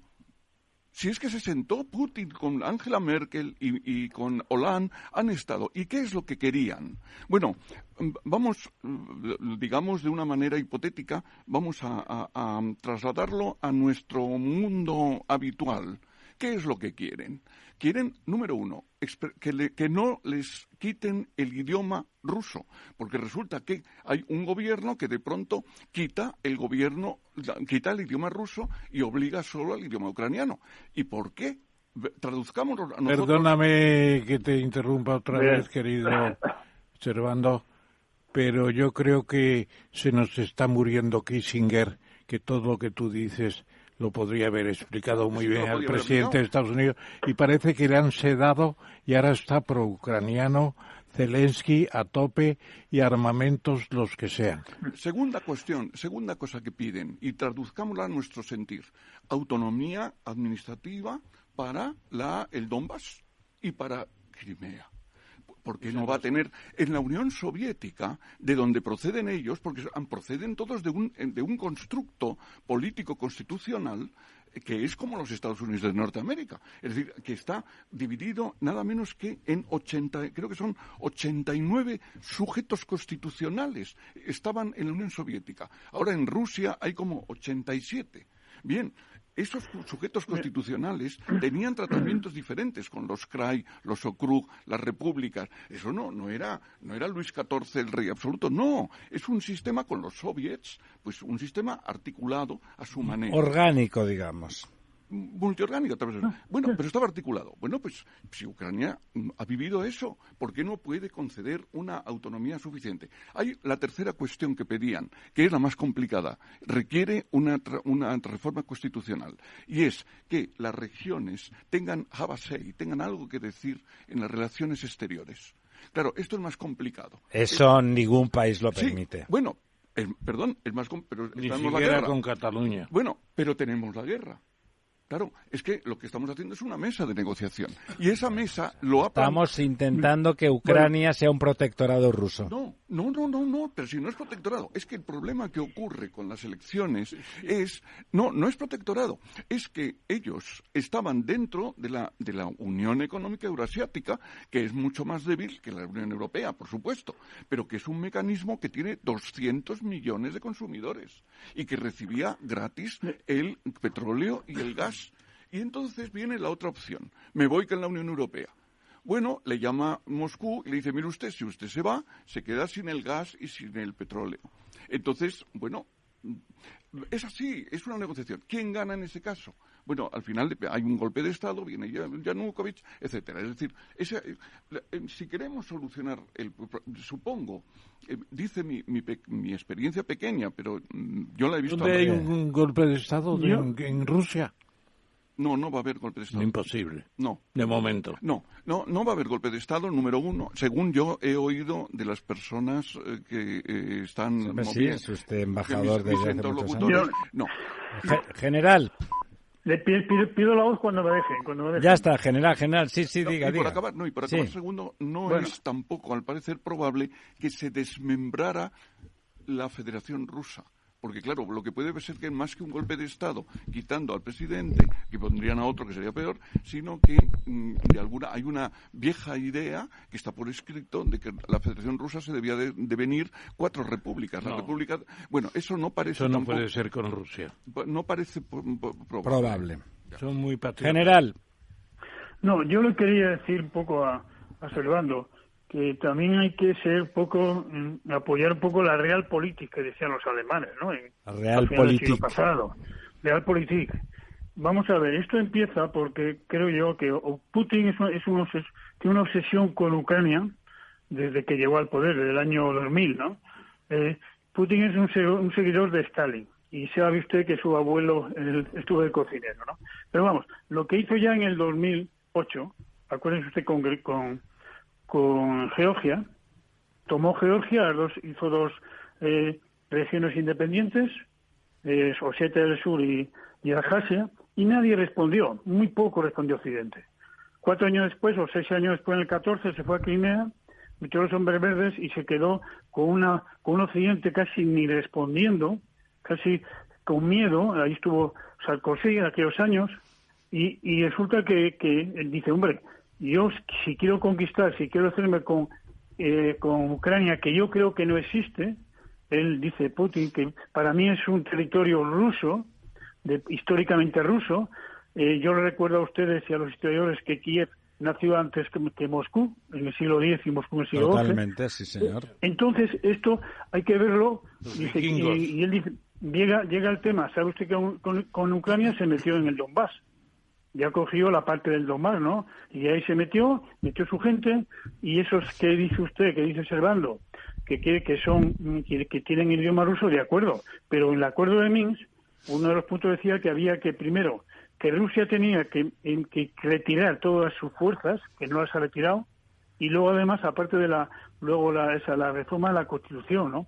Luego, ha habido 3 hechos, Georgia, Crimea y Donbass, ya que eran preofensivos.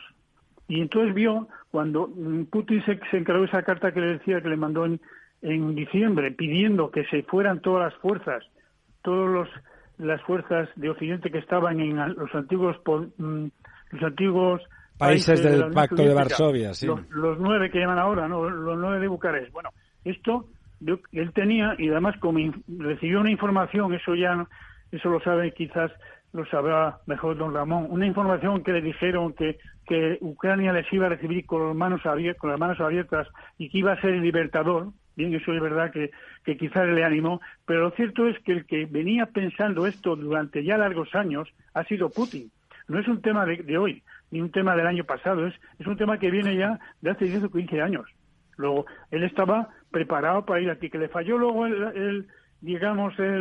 la ofensiva, de acuerdo, pero el que ha sido el agresor, hay mucha gente que dice, no, es que la disuasión ha fallado. ¿Qué disuasión?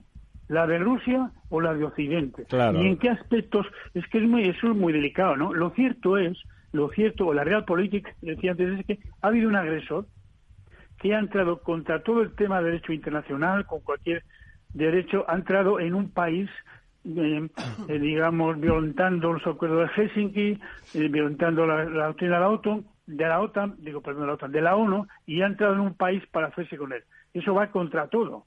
Ahora está en la guerra de las trincheras, la Realpolitik. ¿Qué hacemos? ¿Nos marchamos del Donbass o impedimos que entre Rusia en el Donbass y se adueñe de Ucrania? ¿Ustedes qué piensan? ¿Le dejamos o no? No apoyamos la legítima defensa de Ucrania. Yo estoy con usted, general. Por alusiones, embajador. No, por alusiones.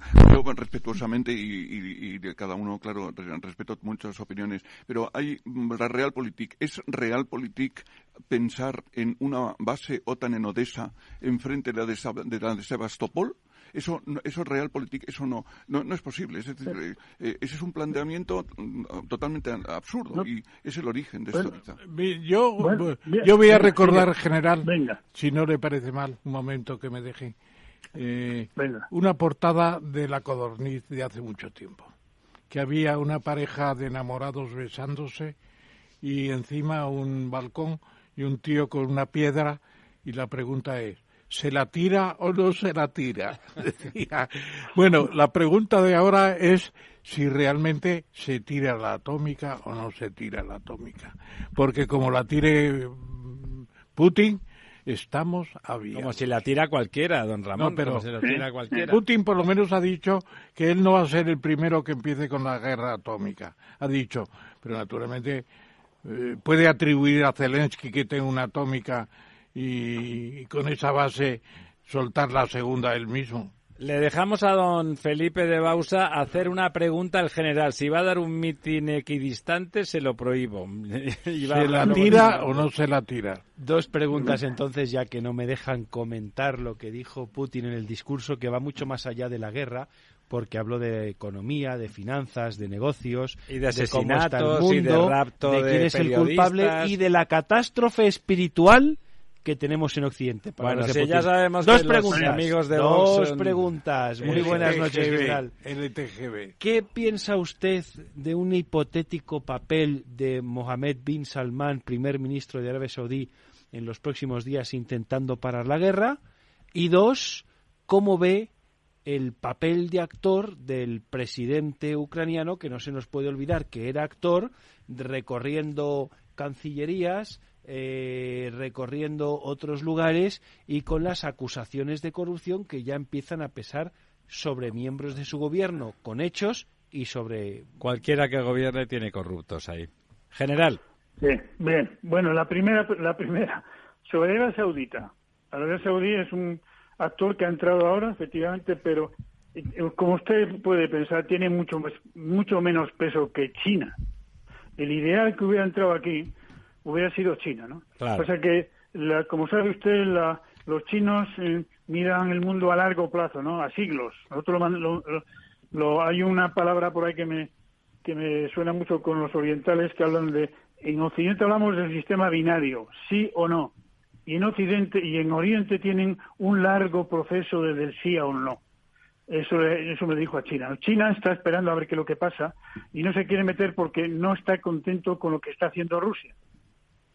Creo que Rusia fue a ver a Xi Jinping, acuérdese usted, en febrero, antes de la invasión. El día 4 de febrero estuvo en Pekín con los Juegos Olímpicos de invierno y ya le dijo a Xi Jinping: oye, mira, voy a ver si alguna, se lo digo un poco en líneas telegráficas, voy a meterme allí porque creo que Rusia y que Ucrania tienen un problema, o tengo un problema con ella, voy a hacer una campaña corta, ¿no? Pero vamos, y luego ahora mismo ya le ha advertido varias veces, a pesar de que ha estado estos días un ministro chino en sí, Rusia. Y en Múnich primero. Y en Múnich, sí señor, y que se olvide un poco del tema nuclear. Se lo han dicho dos, los indios y los chinos. Usted lo sabe y no hace falta repetirlo, ¿no? Entonces, creo que ahora mismo Arabia Saudita puede entrar, pero no va a correr tanta ciudad. Ahora, ¿qué pasa no se la con tira. Zelensky? Yo creo que no. Bueno, Zelensky ha sido una sorpresa. El mundo está lleno de sorpresas. Nadie esperaba, con lo que usted dice muy bien, la corrupción que hay en Ucrania, ¿no? Y que ha habido, que todavía sí. Pero ha sido una sorpresa, pero en positivo, Él ha jugado con las redes, ha sido una persona que se ha quedado en Ucrania, a pesar de que ustedes saben que quisieron llevarle fuera, se ha quedado en Kiev y ha estado apoyando todos los días a su pueblo. Y eso es hoy en día, en el año 2023, pues ha sido una sorpresa, pero ha sido muy positivo, porque ahora todos los ucranianos están apoyados por su presidente todos los días. Y esto, la moral de Ucrania, es lo que está ganando quizás este conflicto, ¿no? Porque, como usted sabe, los rusos van obligados. Y esto no es bueno para un ejército.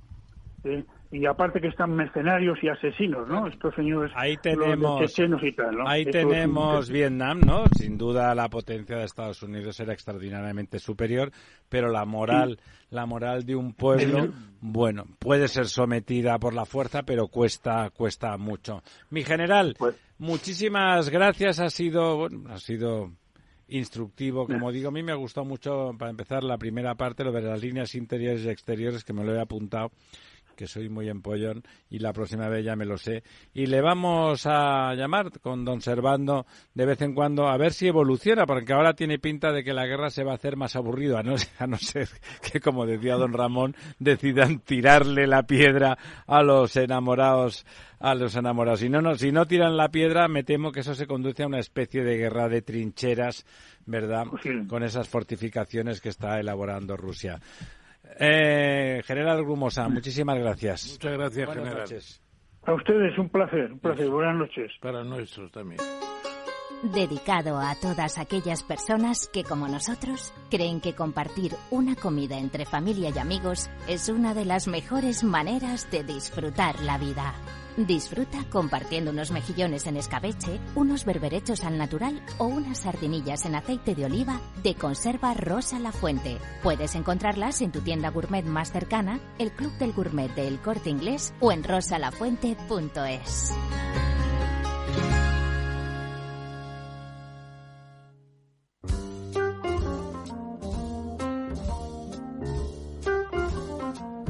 Aquí estamos de vuelta, no me arrastre don Felipe. Pues ver, don Felipe es un amigo, ya ha venido ya en alguna ocasión, es un hombre también polifacético, capaz de, le gusta mucho hablar, como a todos nosotros, y por lo tanto es capaz de hablar de cualquier cosa. Pero no me dejan. De las que sabe y de las que no sabe. De las que no sabe intentamos que no hable. Pero como además es rico, por lo que parece, ha estado de vacaciones en Singapur, ya saben, esa especie de estado-ciudad con una renta per cápita extraordinaria, con unas universidades formidables, de las mejores universidades del mundo, que tienen acuerdos, de las pocas que tienen acuerdos directos con las mejores universidades americanas. O sea, es un sitio muy singular y que a todo el mundo que va le llama muchísimo la atención. Cuéntenos, don Felipe, ¿por qué le ha impresionado? Ha venido, él siempre viene impresionado, sobre todo de las chicas guapas, pero, con perdón, ya sé que esto es políticamente incorrecto, pero ¿qué le vamos a hacer? ¿Qué le ha impresionado más de Singapur? Antes, muy rápido, dos matizaciones y eliminar el micromachismo. No vengo asombrado de las chicas guapas porque ni me fijo ni en chicas ni en chicos. ¿No ni en se chiques. fija en nada? Y segundo, no he estado de vacaciones. ¡Qué aburrimiento! Una estancia de investigación yo me fijo siguiendo muchísimo las pistas del estrecho de Malaca, que es lo realmente interesante. Bueno, Singapur es una ciudad-estado, tiene una población de 5.5 millones de habitantes, un PIB per cápita superior a los $70.000, pero lo increíble, lo interesante, lo fascinante es cómo conviven un montón. ¿Qué superficie tiene comparada con la Comunidad de Madrid, por ejemplo? Digo, como la población se Como Andorra. Preguntas como Andorra, efectivamente. Pero una cosa importante es que está creciendo mucho, ganando territorio al mar, porque toda esta gran construcción del casino de Sands, que es por lo que se conoce Singapur, eso está construido sobre el terreno al mar. Tres cosas muy rápidas. No, tiene usted tiempo para hablar de eso, venga. Bueno, lo increíble es que se habla malayo, inglés, tamil, chino, mandarín, se hablan un montón de lenguas. Ahí cantonés, se hablan un montón de lenguas. ¿El inglés es la más oficial o no? Parece que usted, si va allí, parece que está en Gibraltar, parece que está en una colonia inglesa. Los nombres de las calles le recuerdan que es una ciudad, o que tiene una herencia británica. Los coches conducen como en Gran Bretaña, es decir, del otro lado, como también en Chipre, pero europeos o personas con apariencia europea, pues no hay muchas, un 15, un 20%. Yeah. Lo interesante, uno, que conviven un montón de personas en paz y armonía intentando hacer negocios, por lo tanto, eso es un hub.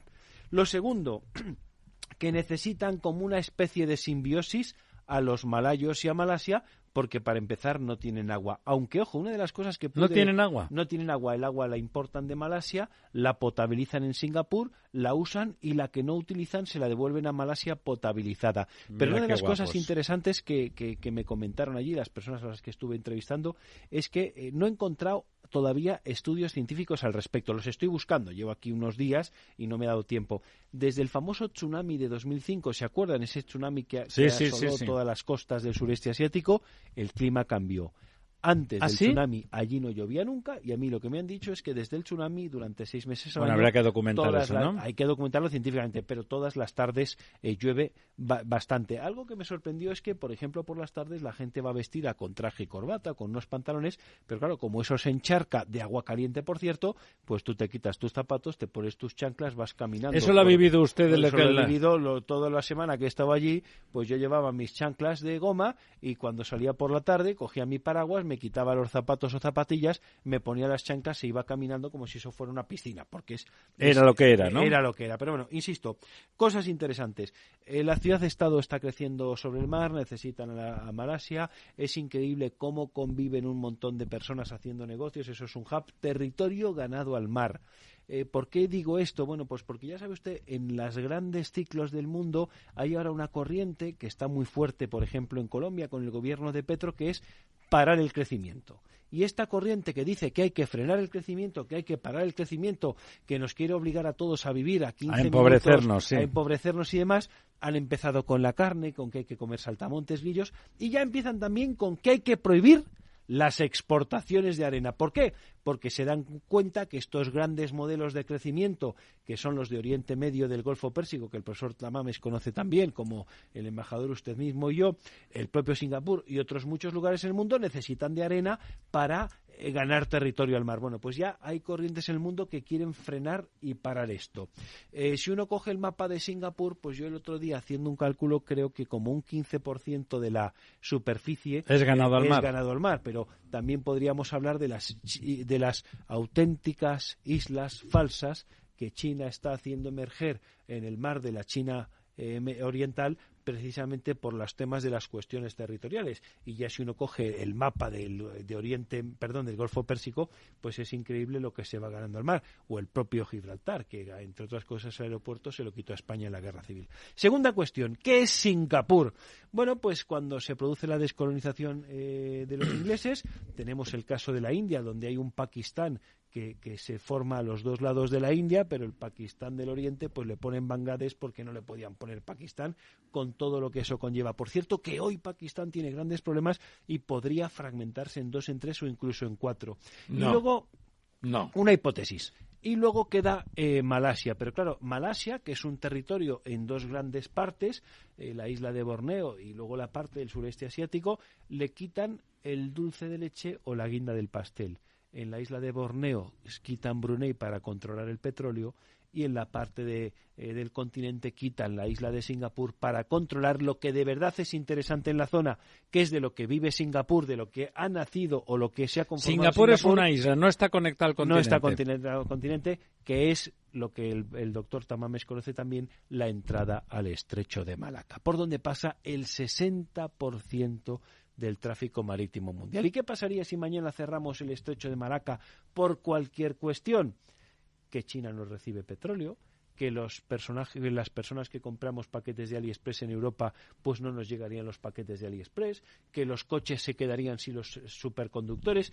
La catástrofe sería... Bueno, darían la vuelta, don sí, Felipe, pero todo con unos costes que se van elevando y con grandes complicaciones. Precisamente, perdona que te interrumpa,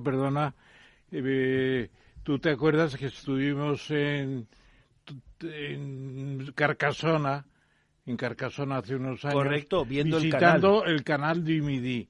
Y el canal du Midi lo hizo Luis XIV sencillamente para evitar que tener que dar la vuelta a España para la flota mediterránea de Francia. La flotilla en ese caso. La flota. A llevarla a Francia por el Atlántico y viceversa. Y vinieron los tailandeses ya entonces a estudiar con Luis XIV si hacían un canal cortando la península de Malaca, si se puede llamar así, por Tailandia, y que gran parte del tráfico fuera por el canal. Lo que pasa es que es estrecha relativamente ahí la península. Es muy difícil. Es un Panamá difícil. Es muy montañoso. Pero el proyecto está... igual que Turquía quiere hacer un Bósforo nuevo también. Porque ya no da abasto. Correcto, el proyecto está encima de la mesa. El Bósforo nuevo es importante y, como decía antes el embajador Servando de la Torre, el servidor piensa que es uno de los grandes problemas del conflicto entre Rusia y Ucrania, el cortarle a Rusia la salida al mar Mediterráneo, como decía Servando, las aguas calientes. Esto de los canales, quiero recordar que tenemos el canal de Panamá, que ha habido proyectos de canal por Nicaragua. Yo estoy estudiando la vida, que no puedo revelarlo porque lo tengo en revistas de alto impacto académico publicado, pendiente de publicación, y no quiero pasarme de listo, pero he descubierto un proyecto del siglo XVII de un personaje gallego que ya propone unos planos para hacer un canal en Nicaragua. Luego lo cuento fuera de micrófonos. Y antes de ayer, el presidente AMLO ha anunciado un hipotético proyecto de canal entre Veracruz, efectivamente, y Tehuantepec, para saltarse el canal de Panamá y hacer un poco la vida más fácil. Locura de AMLO. Otra locura de AMLO.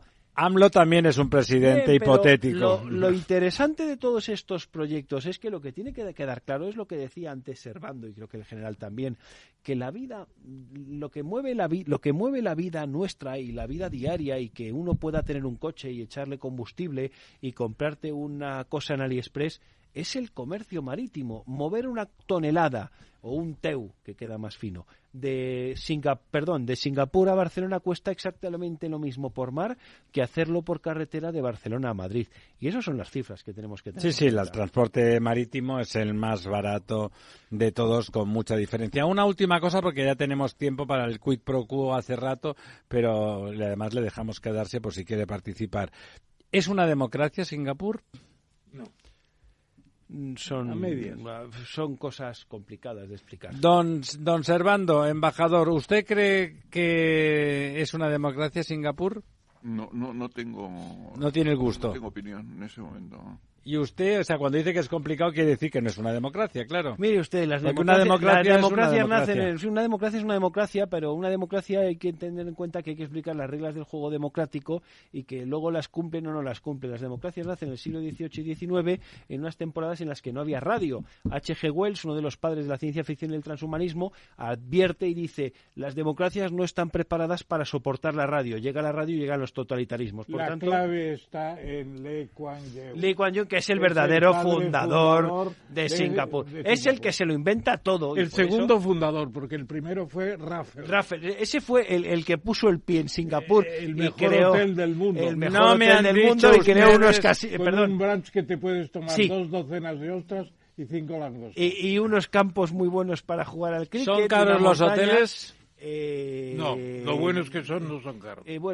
Como todo se puede encontrar en estos países que hay tanta oferta. No me dice usted nada, no me dice si son democráticos, no me dice si el hotel es caro. Por $150 tengo un buen hotel o no. Y por 40 puedes dormir en una cápsula japonesa de esas que eso no es un hotel, que son divertidísimas. Eso es un intento de suicidio. Una democracia insuficiente controlada por su prosperidad. Bueno, pues ahí lo tiene usted. Lo de los $80.000 de per cápita, 75.000. Pues bueno, vale. Pero me ha claro, gustado. Los indios hindúes que trabajan en Singapur no están en los 80.000. Claro, habrá uno que gane 150 y otro 20. Vale. Vamos allá. Quid pro quo. Tenemos 8 minutos. Vamos a ir a machamartillo, a matacaballo. Bueno, ya le hemos hablado. Biden ya dice que Ucrania nunca será una victoria para Rusia. Nunca. ¿Usted lo cree? Bueno, ¿qué es el concepto de victoria? Lo que hay que buscar es la solución de armonizar. Correcto. Eso que dice usted probablemente no es una victoria para nadie, es una paz. Hay que armonizar de nuevo esa situación. ¿Usted, profesor, cree que habrá...? A mí me recuerda la memoria democrática del gobierno actual, que es un desastre, porque revive los azules contra los rojos y viceversa. Y se puede decir que es una guerra civil la que hay entre Ucrania y Rusia y se tienen que poner de acuerdo. Una guerra civil es espantosa y nosotros de eso sabemos mucho. ¿Usted lo de Putin y su alejamiento del control nuclear? Bueno, ya ha dicho que tiene miedo de que tire la piedra sobre la cabecita de los enamorados. Yo creo que en algún caso la podría tirar, no la piedra grande, otra que tenga la táctica. Tapada. Usted embajador... Bueno, yo no como embajador, pero sí he oído a algunas personas de ciencia y prudencia de nuestro entorno de defensa que creen que es algo que puede ocurrir, porque las armas se tienen para emplearlas. Las nucleares después de Hiroshima nunca se utilizaron, ¿eh? Bueno, durante 40 años no se utilizaron. Pero las tienen. Es decir, el problema es que las armas existen y no hay que propiciar la circunstancia de tirarla. Don Ramón, la construcción no tiene trabajadores. Hablábamos esta mañana en el programa del Estado-Ciudad que la FP, que es la que proveía básicamente de trabajadores cualificados, hablamos de encofradores, de gente, de maquinistas, gente que necesita cierta cualificación, no hay, nos faltan 100.000 trabajadores en la construcción. Y desde luego estos amigos de la construcción son gente importante. Aquí estuvo el presidente de esa confederación, ahora está Fernández Alenca, para que invitarle. Dice que faltan 700.000 trabajadores, que son los, digamos, ferrallistas, los yesaires, los fontaneros, los carpinteros. No hay gente preparada. Y lo que no dice Fernández Alén es que no se pueden importar, eso no lo dice. Parece como si... Tampoco hay mucho especializada por ahí. Algunos algunos pretende formar 700.000 trabajadores. Bien, a mí me parece bien que forme gente, ¿no? ¿no? Por Franco con el programa de promoción obrera formó albañiles para mandarlos a Alemania. Si consigues empleo a un sueldo razonable, a lo mejor la gente se naturalmente apunta. Que irían. Pero bueno, la gente no quiere mancharse. No quiere trabajar. Ya no quiere mancharse. La construcción pueden pagar bien, pero hay que trabajar duro. Tiene que trabajar muy bien. Es verdad, hay que trabajar duro. Oiga, me ha traído aquí una noticia, el ratopín vive 32 años. ¿Qué es eso del ratopín? Bueno, y tiene un parto... Parece el ratatouille, aquel ratón cocinero. Y mantiene la fertilidad hasta su muerte, las hembras, claro.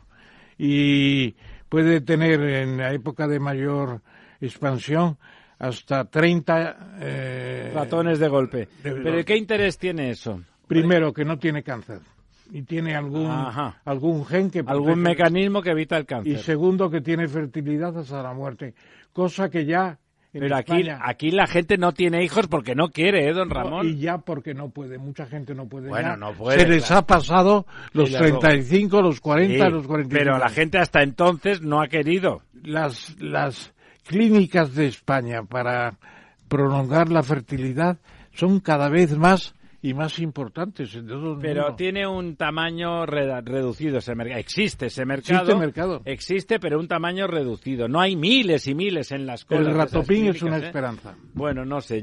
¿Qué quiere que usted que le diga? Mismo. Es un ratón subterráneo de Kenia, Etiopía y Somalia, o sea que... ¿Cómo era aquella canción del ratón? El ratoncito Pérez. No, que no estaba en Mallorca. ¿Cómo era? Susana tiene un ratón, ¿era? Susanita tiene un ratón, ¿no? En el año 2018 había en España 307 centros de reproducción asistida. Esto quiere decir que en España ahora habrá más de 300, con unos tratamientos que superen los 5.000 euros, como dice el profesor Tamames. Impresionante. Esto va en aumento. Hay que tener dinerín. Todo este tipo de... Bueno, sí, pero también la gente que se compra un perro tiene dinerino, el que compra 2 gatos, como decía el Papa. Sí, no digo que 2 no. gatos. Lo interesante del ratopín es lo que se pueda estudiar para traspasar ese expertise o conocimiento a los seres humanos. Sí, señor. Y vivir 120 años sin cáncer. Somos partidarios del ratopín. Hombre, claro, y de la turritopsis nutrícola y del ajolote. La turritopsis nutrícola es el animal inmortal y el ajolote al que le crecen las extremidades. No sé si soy partidario de vivir 120... Transhumanismo puro y duro. De vivir 120 años estupendamente sin cáncer y con cara de 35. Pues la solución es ratopín. Pues sí. Ratopín. No sé, y a mí las ratopinas y los ratopines no sé yo si me ponen, pero vivir 120 años bien. Bueno, sí. Pues y la buena noticia. Una paciente de Düsseldorf, tercer caso de curación del VIH, del SIDA. Impresionante. Tercer caso con un solo, tratamiento de células madre se puede curar eso. Eso va a ser un descubrimiento formidable. Pues sería estupendo, ciertamente. Sobre todo para África, porque hay países que están contaminados. Mire, ya sabe usted que si es para África y esto el tratamiento de células madre, quiere decir precio muy caro, seguro que don Felipe bueno, todo confirma. Todo y esos pobres en África, que son cientos de miles, no sé, millones en África con SIDA, me temo que no tendrán acceso a esos tratamientos. ¿No le parece, don Felipe? Aquí la gente ya no se pone el preservativo y estamos en un aumento de las enfermedades venéreas impresionante. Sí, hay muchísimos tiktokers alertando del alto número de enfermedades venéreas que circulan entre la población española. Y avisando de que hay que volver al preservativo.